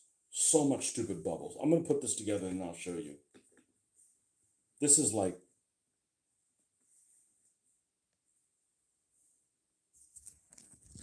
there's some nice things about this, but there's lots of bad stuff about this. Okay, so this is a T-3485 by BP Cast. Now they have some nice equipment here, which is great. But if you buy multiple of them, it doesn't work because then you have the same very particular equipment layout. Like for instance, let's take a look at these Shermans. Okay, also by BP Cast. Let's look at the rear deck on these Shermans. Okay, like you got an idler wheel here, you got some kind of packaging here, you got a jerry can sitting on its side, you got some things to carry it. So that's nice. You got some personalization that they added onto this particular tank. The problem, which is an M4A3 75. Now here's the problem. This other tank, which is an M4A3 76, has the same freaking back. So I don't have a problem that it also has an idler wheel and that it also has a jerry can and it also has some packs. The problem is they're laid out exactly the same in a disheveled way. I mean, if it was organized, I was like, all right, well, we have this ordinance we have to follow, and the idler wheel goes in this position, it gets tied down, and we got two jerry cans. No, it's haphazardly thrown together, but you've haphazardly made two that are haphazardly exactly the same. That's too much haphazardness. So what I'm going to do is one of these two, I don't know which yet, I'm going to cover some of this stuff up with some green stuff, like a tarp or some shit like that. Okay, but it's nice that they added those things on there, like this JS2. This is a JS2 by BP Cast. Okay, that I'm trying to fix up because I'm not happy with it at all. So we airbrushed it. So you've got some extra packs and stuff here. Okay, and you got some here. But if you want to get four of these, you can't have four that have a box exactly the same place and two in the packs all in the same place. It's like distracting. It looks funky. So there's pros and cons. If you're only getting a one off, absolutely. It gives them all personality. If you're doing multiples, you got a problem on your hands. You're going to do a French airborne company, but air assault is very cheesy in Cold War Commander. It's the literal landings of it, is it? What scale is Cold War Commander? Does each tank represent 5 vehicles? Or is it 1-to-1? So you got all these bubbles here that I'm going to try to do the best to pop them. But at some point, I'm probably going to be, enough talk.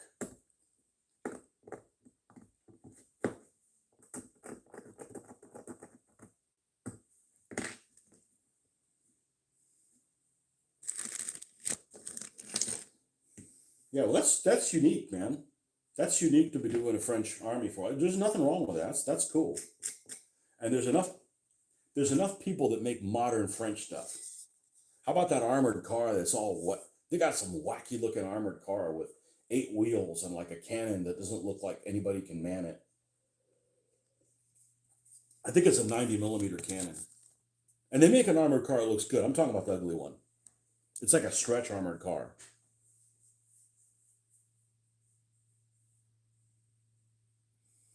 One to five in most cases. I'd like to play a 1-to-5 scale game and then play it with micro armor and then put them on a stand and put all 5 tanks on the stand. So in other words, this unit represents 5 vehicles, and then you put the 5 vehicles on the unit. So you have this counter that has this little platoon moving around. I think it would look great.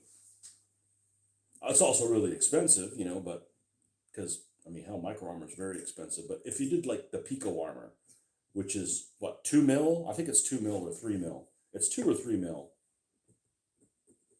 Some of those little tanks look pretty cute.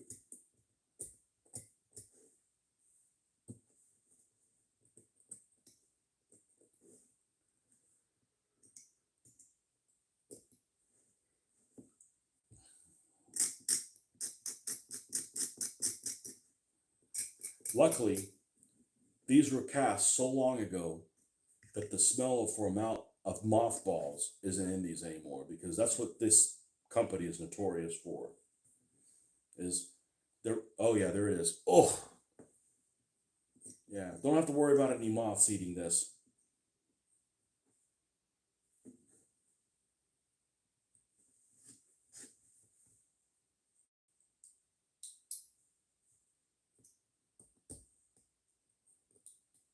These will actually look pretty good when I'm done. At this point, I'm like confident in my abilities. Even my wreck panther, it's going to look good. We're going to take our time and make it look good. It's empowering to take something that's like, that's a piece of shit. Everybody goes, it's a piece of crap. I'm like, all right, I'll show you what a piece of crap it is.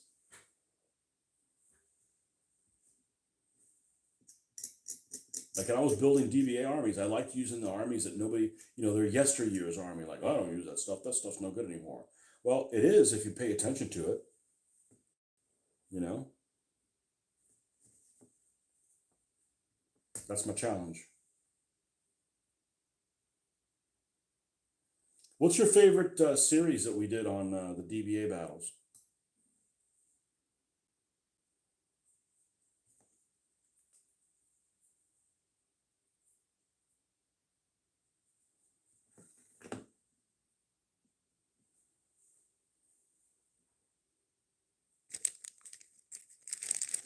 Now, it could also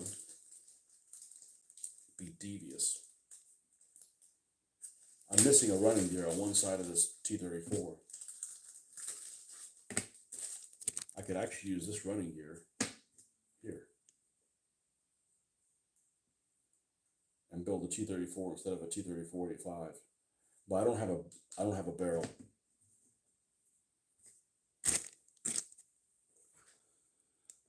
The reason air assault builds are so cheesy because you can do a lot of pre-shooting shooting with a single order because you can shoot and land with one order and then shoot order, then order again with no penalty. Well, unless you're playing in a tournament, you could just say, we're not going to play it that way. I play with Frank all the time, and Frank and I just seem like that's a cheesy way to exploit the game, and we're just not going to put up with that shit. Right? Which is my attitude with war games now. Like, I'm not playing in tournaments, so I'm doing whatever the hell I want. Well, that's not the rules. Okay, well, if you want, I'll come up with another set of name for them. I mean, there's always going to be something that the author of the rule is going to get wrong. And if you're changing it because you want to give yourself an unfair advantage, well, now you're just being a cheater. But if there's something legitimately, that they overlooked or it's just intrinsically wrong, change it. Play it your own way. That's what I plan on doing in Face of Battle. I haven't played the second edition rules, but if I don't like them, I won't use them. Or I like this from it, I don't like the other thing. Like, I don't have to teach anybody the game or anything. I'm gonna play the game how I see fit. I'll film it, though hopefully some really interesting things will happen and it'll provide a nice entertainment value. That's it. I don't have to play the rules I bought the rules. I don't have to play them the way the author intended. Because everybody gets stuff wrong. We're all human.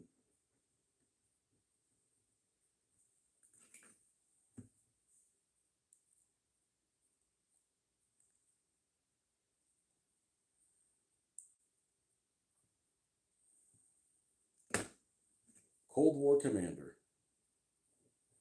How about those South African tanks, those Olifants or whatever? I like Centurions.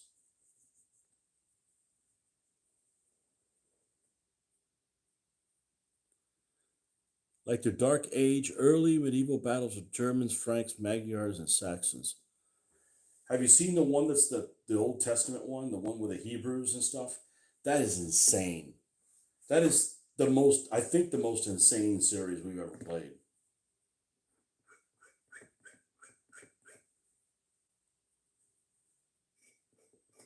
I need to watch some of the earlier battles that we did to see if they're different than the second ones. I'm going to guess here. I bet the earlier battles, the people I played didn't have much to say.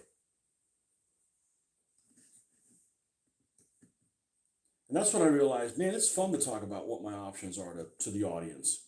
Like, I don't give a shit about giving up my game plan.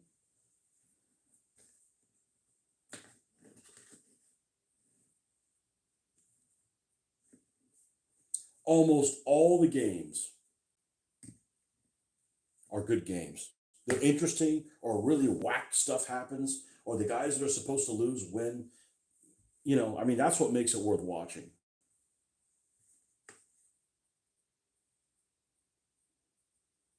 Okay, this barrel is permanently depressed. That's not bueno.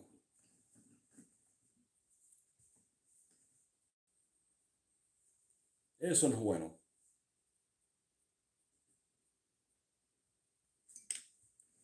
All right, we're gonna glue this guy together. So that one's good to go. What else do we have over here? So we might as well do multiple things. We'll add it to the queue. Okay, this is where we start getting into the weird shit. So I've got this gas truck.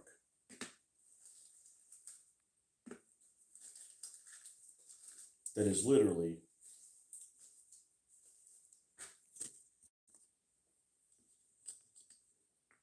falling apart.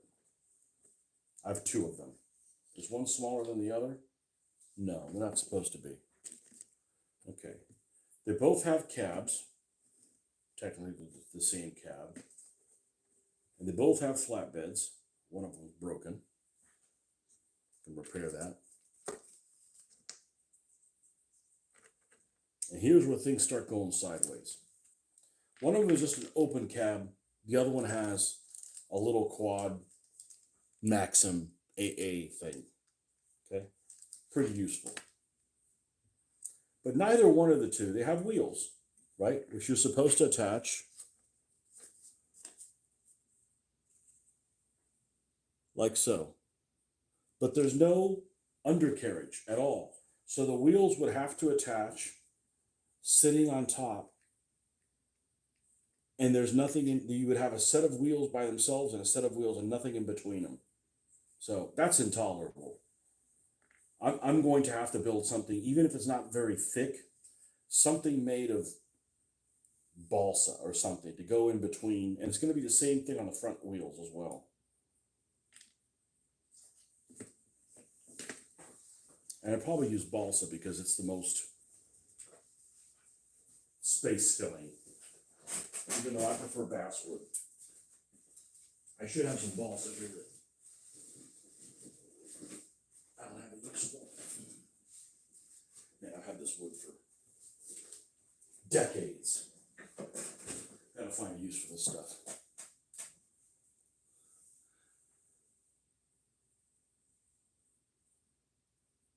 Let's see here. Q. Seems to me the solid models tend to do better than the fast. It depends, you know? It depends. Fast seems to recoil from the least little thing and you don't seem to stick one particular type. I think you went heavy with the solid foot as Koreans in one video, unless I'm getting it confused with Thomas's army. Who the fuck is Thomas's? And steamrolled. Koreans, the problem is my Koreans were built for DVA 2.2, and yeah, they all have 4 men on a stand for their heavy foot. I actually didn't have a choice. That's how they were, and I think this should be about the right material I'm looking for. Who's Thomas?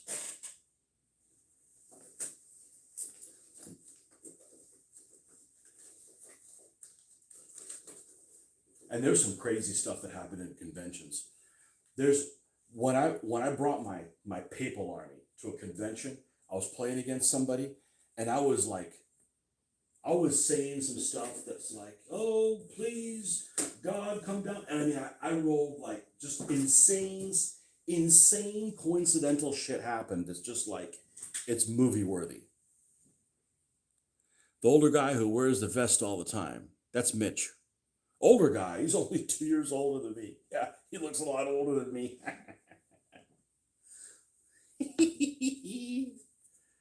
Yeah, he's got a hard on for that vest, doesn't he?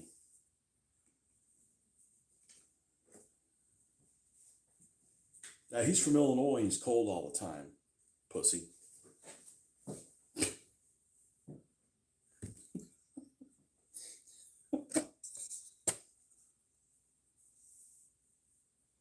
Watch several channels that does long form bat reps. So here's the thing. It's fun to film things, right? And I haven't filmed anything because I haven't been playing any games. Otherwise they'd be filmed. It's fun to film things because really unusual things happen. And if it moves too slow for somebody, just move along, go to a different channel, right? But to heavily edit it, you're you're when I paint stuff, I like the fact that none of it is edited, so people have an idea of how long it takes to do something. Not like, you can do a video like first you do this, first you do the other thing, first you do the other thing. Like, oh, well, why is it taking me so long? Well, because somebody didn't show you that it took a long time to do something. But like, when you're doing these stains, these rustifications and things, blacklining, it takes a while. You know, you could do it quicker and then it won't look as good, or you could just take your time.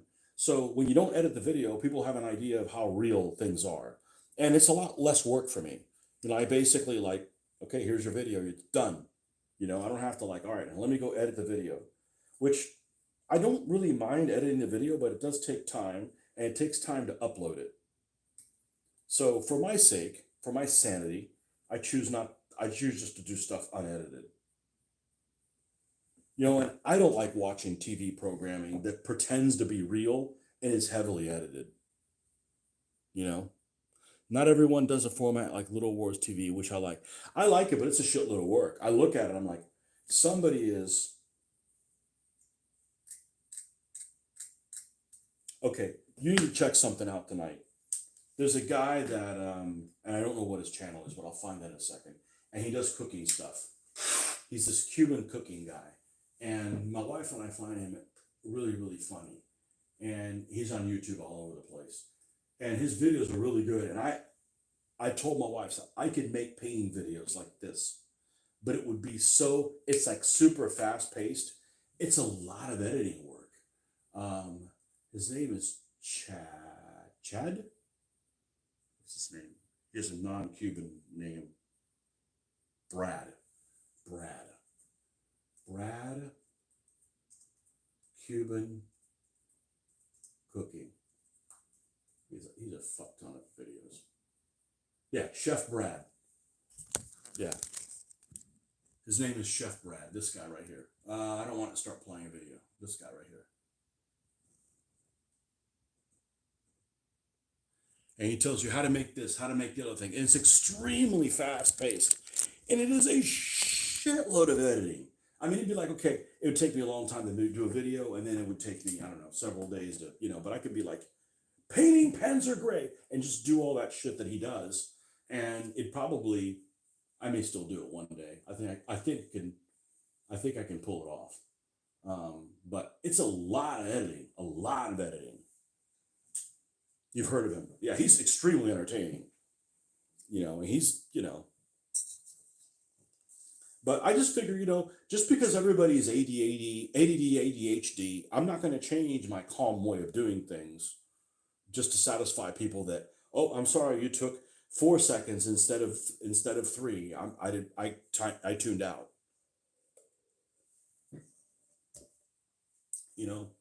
It's like in a world where everybody's doing drugs, I want to be the sober one.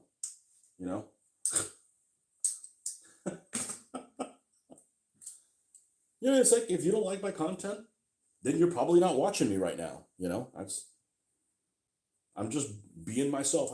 This one channel that I subscribe to, I don't watch very often, but one of the things that struck me is like, look, if you're looking for viewers or whatever, just be yourself. Do what you do what you know, and then people will come and see you, or they won't. Be consistent, not like, now we're going to paint 15 millimeter this and other. Now we're going to do 6. Now we're going to do this. You're jumping all over the place, and that's fine if you're that way, but I'm not. I'm slow and steady, man. You can listen to me talk all day long. All right, so I'm going to tell you a story. There's one of the first people that I started watching on YouTube before I made my own videos is this guy named Ralph Astley. He's a war gamer. He's probably 15 years older than me. He has an English accent that is extremely easy to understand. And when my wife caught me hearing him, she's like, what in the hell are you doing listening to that boring old man? I don't think she said it exactly like that, but her reaction was like that. But I like to listen to him. He's extremely calming, and he has a nice meter to his voice. He doesn't appear on film. I don't know what the guy looks like. It's irrelevant to me. I'm not into dudes. Um, and somebody's got to like girls. Might as well be me. Um, but I really like listening to him. So there's that. The problem, I like Little Wars content, but after meeting some of them, a couple, it's funny. One of the guys I had kind of a lengthy conversation with in person, Mitch and I did, seemed like an asshole in the video. And he was a really nice guy. And the guys that were like, seemed like they were really easy, outgoing, were like shy. And I'd like to think if anybody meets me, I'm the same person I am on video. I'm not trying to be somebody else. I'm very happy being the asshole I've grown up to be, I own it. So I personally put a lot of value in that. I put a lot of value in just being yourself, whatever that may be, you know. Um, so that's which is why I'm not really interested in meeting anybody famous. Like, you want to meet someone? Why? You know, if you build it, they will come. No, it's too much. It's too much work to be somebody that you're not. It's just too much work. I do this. This is my therapy. This is my, and I say that with a grain of salt, but there's a lot of truth to it. I do this to, maintain my sanity, so I don't have to drink for a living. I don't drink at all, unless it's Coke, man. In which case, I'm a Coke head.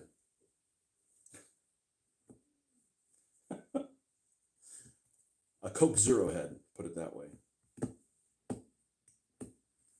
Yeah, so some of these are like, you ever seen them Cuban crackers? What are they called? I don't know. I don't even need to have the name, but there's this, and they're about the size of this, right? And they're about this thick.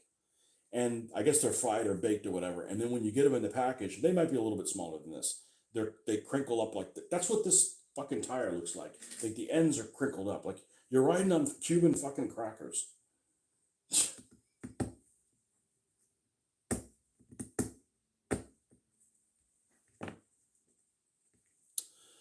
One of the reasons using words I gotta look up.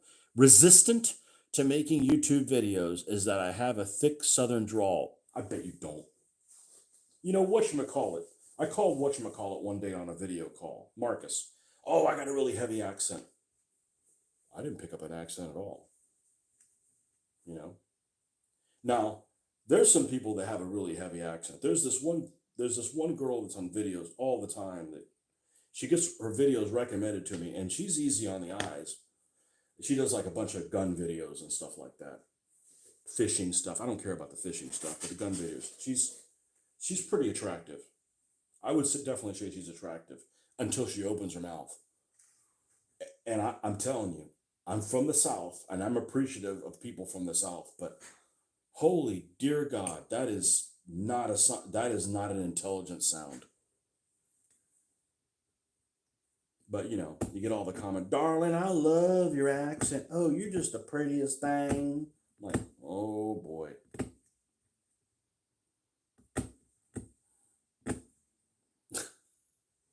So you probably do not have that much of a southern drawl.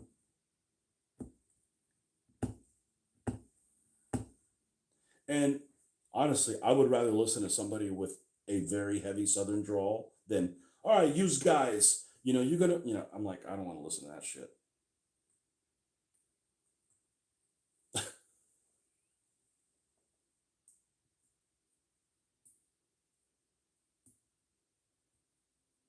I don't want to listen to somebody that sounds like, what's her name?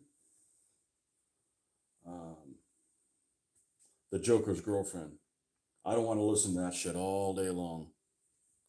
You got a purty mouth. Look pretty good in them jeans, boy.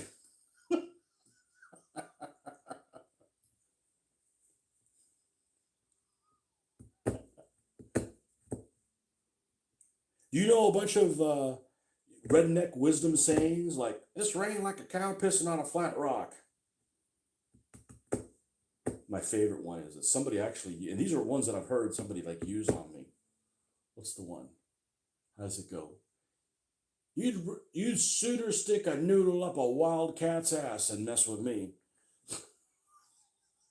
I'm like, man, you went all out to get that one. You paid extra for that.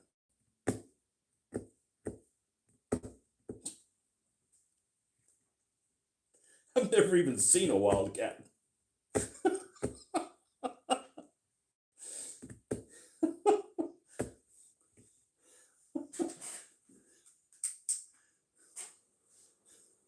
All right, we got this horrible shit trimmed down. I'm covered in cancerous shit, probably.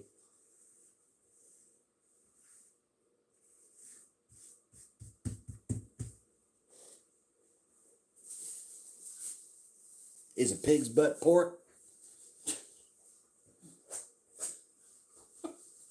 Yes, it's soiled pork. All right, the bed. There's nothing to do. There's nothing to do to that. This thing has some potholes and stuff like that. Looks like it's been shot up by a bunch of gangsters at the St. Valentine's Day massacre.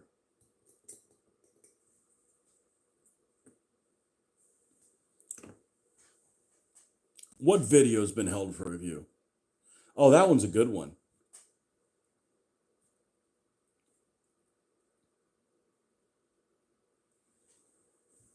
Well, butter my butt and call me a biscuit. Yep.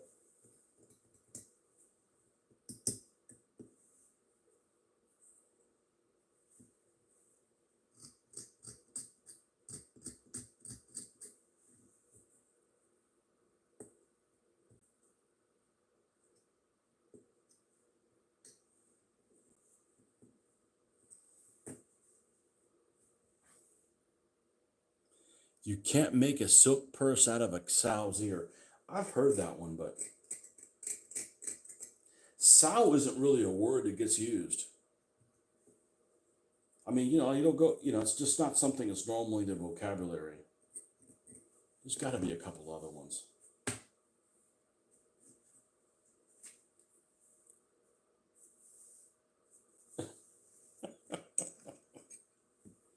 Southernisms. What's up, Andrea?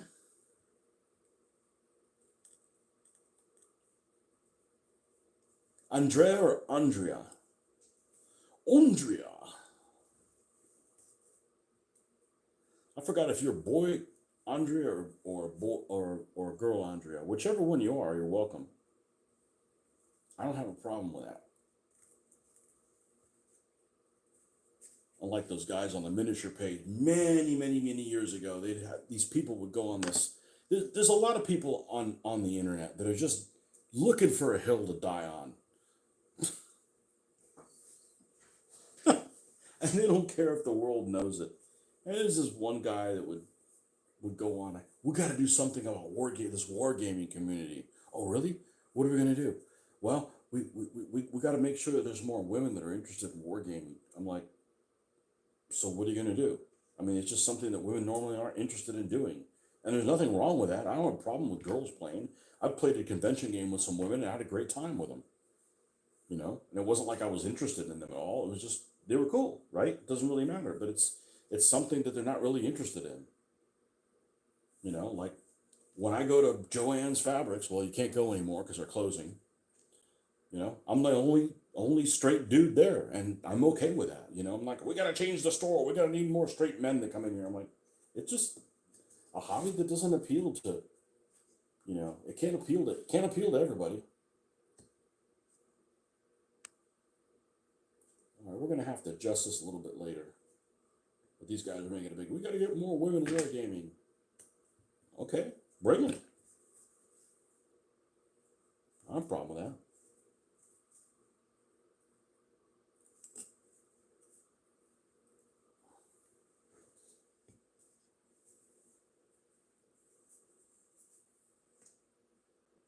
Catty Wampus says you don't. Oh, I hear that sometimes. That sounds like something that sounds like an Australian word. I went out for a walkabout, came back all cattywampus. You know, that's what it sounds like to me. Sounds like an Australian word.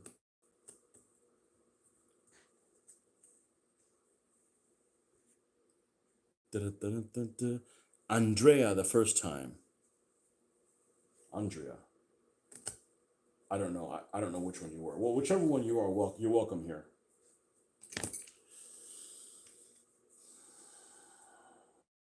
Ooh.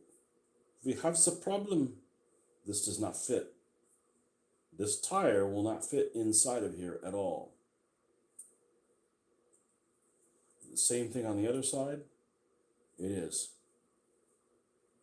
That's because this was designed by they did poor planning on this thing. All right.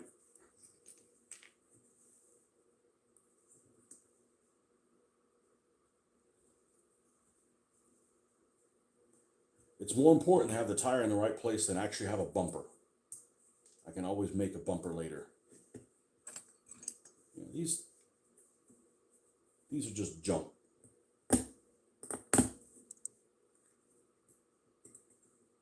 These are great. We broke that. Well, we can fix that.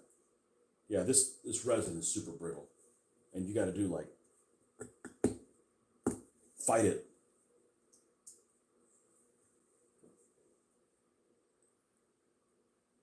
What time is it for me? It is 10:17 p.m.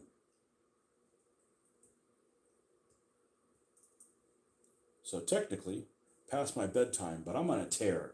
I'm on a roll.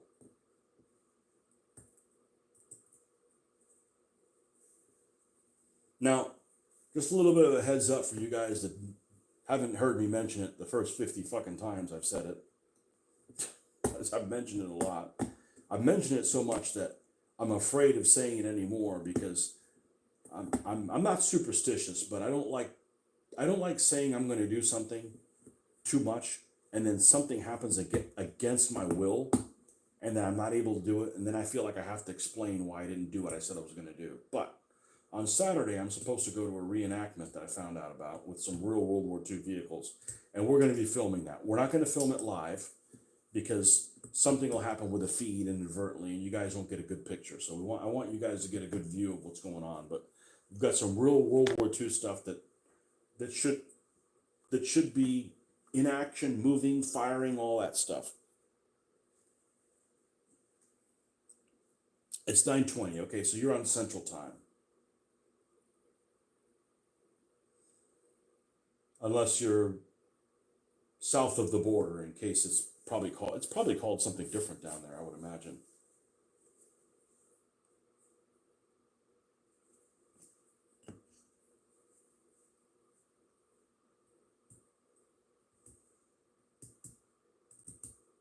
Actually,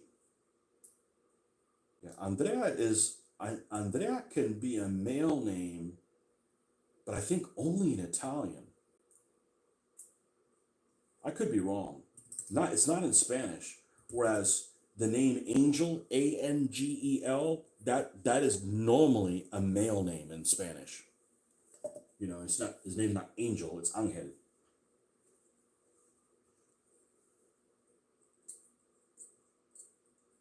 I mean, if you wanted a girl angel, it'd be Angelina.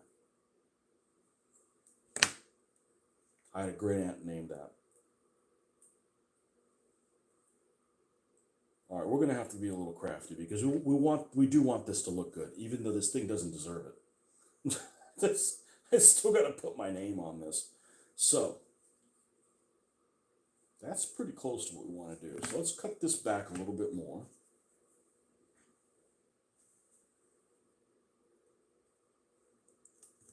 Angelina. Actually, with that said, I had a great aunt named Angelina, and her sister was named Andrea.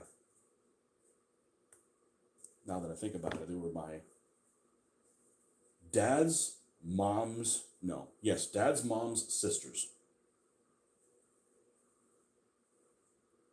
True story. For reals. All right. I would use super glue, but I am of little faith. We need to put something down here so when you look at the end of it, it looks like there's some kind of a chassis, not just some nothing, not just nothingness. Now, can I stack two of these next to each other? Would that work?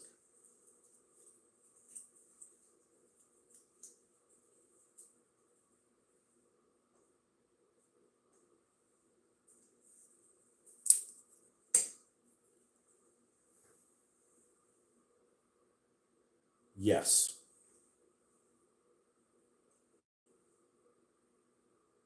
That's what we're going to do. That's what we're going to do. All right, good. I mean, this wood's older than shit.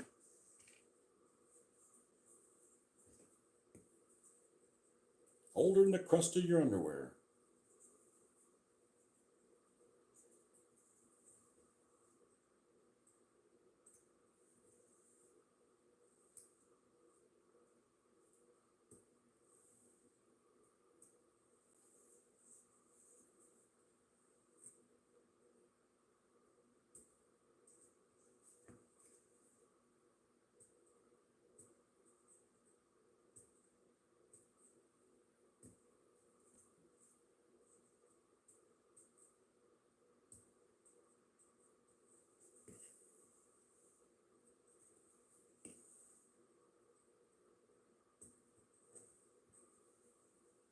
Try and get this label off and it won't come off. All right. So we're going to cut another one that's about the same length as this one. I would prefer basswood, which I have, but I have to put multiple layers on here, and this works just for what it is. This is mostly just for appearance.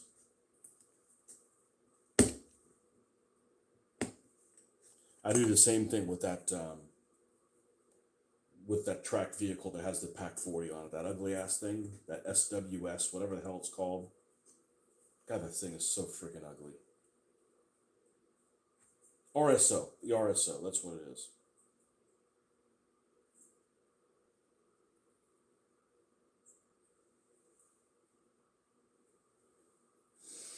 All right, so what we're gonna do is, man, I really wish I could do epoxy. I mean, super glue.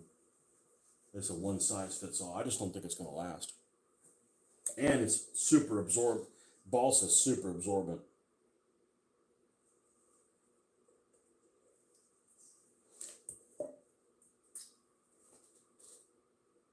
That epoxy it is.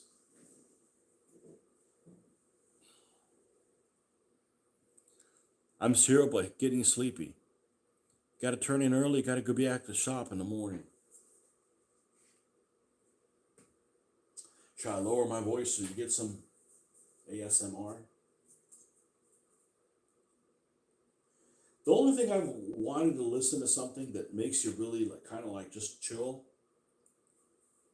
If you've ever stayed up way too late and had caffeine to stay up, I'm sure it'd probably work with some drugs, but I don't do drugs, just caffeine. And ibuprofen.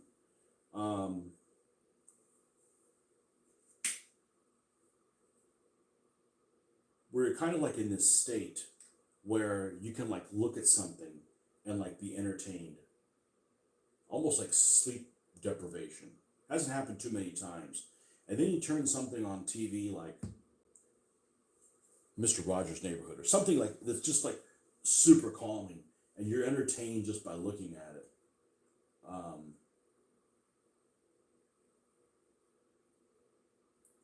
Something that's just very slow. I guess that would probably work as well, but Mr. Rogers' Neighborhood.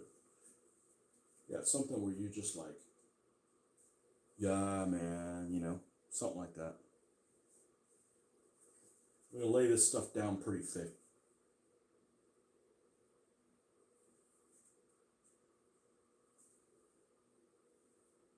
I don't get that ASMR thing because I don't hear well. So the fact that all you would hear is would drive me nuts, no matter what you look like.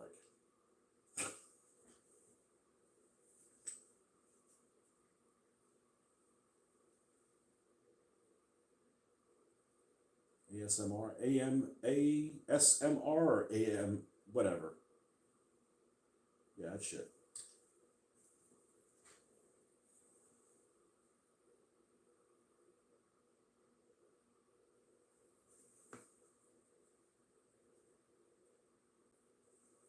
And you can't just sit these tires just on top of this. That's absurd. Welcome to Absurdistan.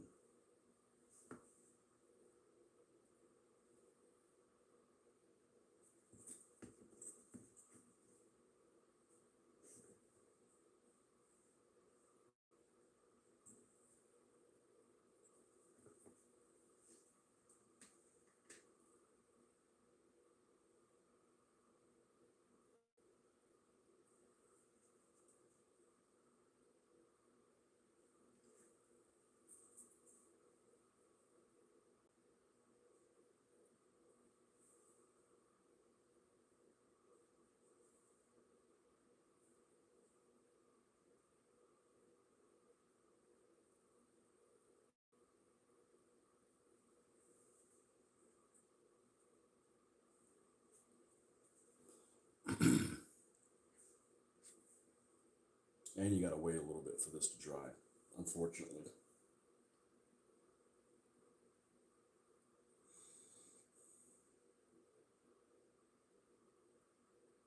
I'm almost ready to stop myself because I gotta get up at 5 o'clock in the morning no matter what.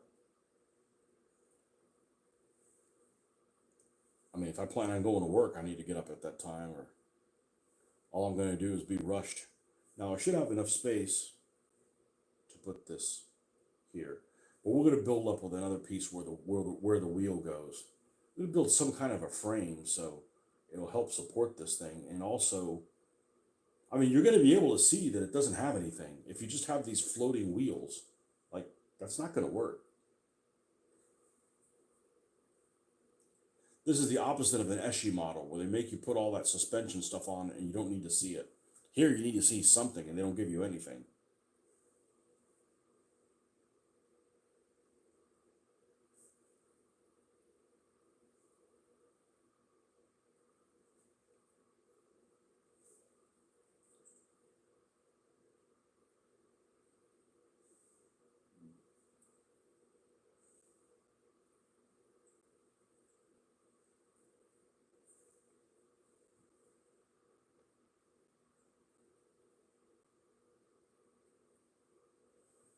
Mr. Wonderful and his German cousin, Herr Wunderbar.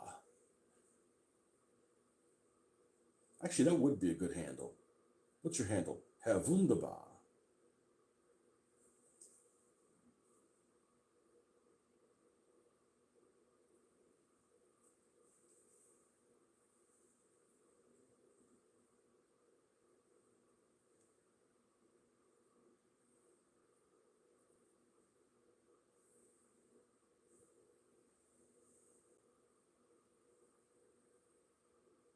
Yeah, this definitely takes some patience for sure. Now, if I really wanted this to dry, I think all the other stuff that I add to it, I don't think I need to do epoxy. Well, I will for the wheels, but I'm going to have to put something in there to step them up off that because there's just, you have the wheels all the way sunken in here, it's not going to look right. So we'll have to put a little dowel or something there. A dowel would probably work. I got lots of wooden dowel stuff. This thing's just being incorrigible, and I don't want to leave it alone. If I glue it like this, it'd probably be fine. And then find out in the morning that it's actually glued to my table.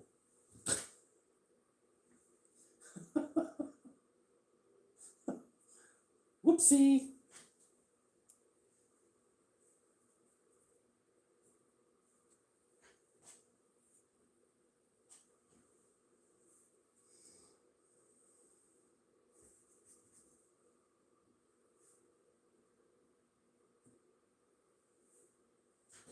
All right, well, I'm going to let this dry.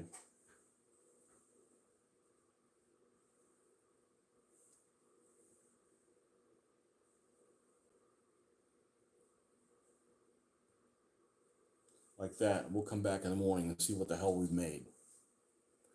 All right, folks. Thanks for stopping by again. And we'll see you guys on the next one. Have a good evening. Bye-bye.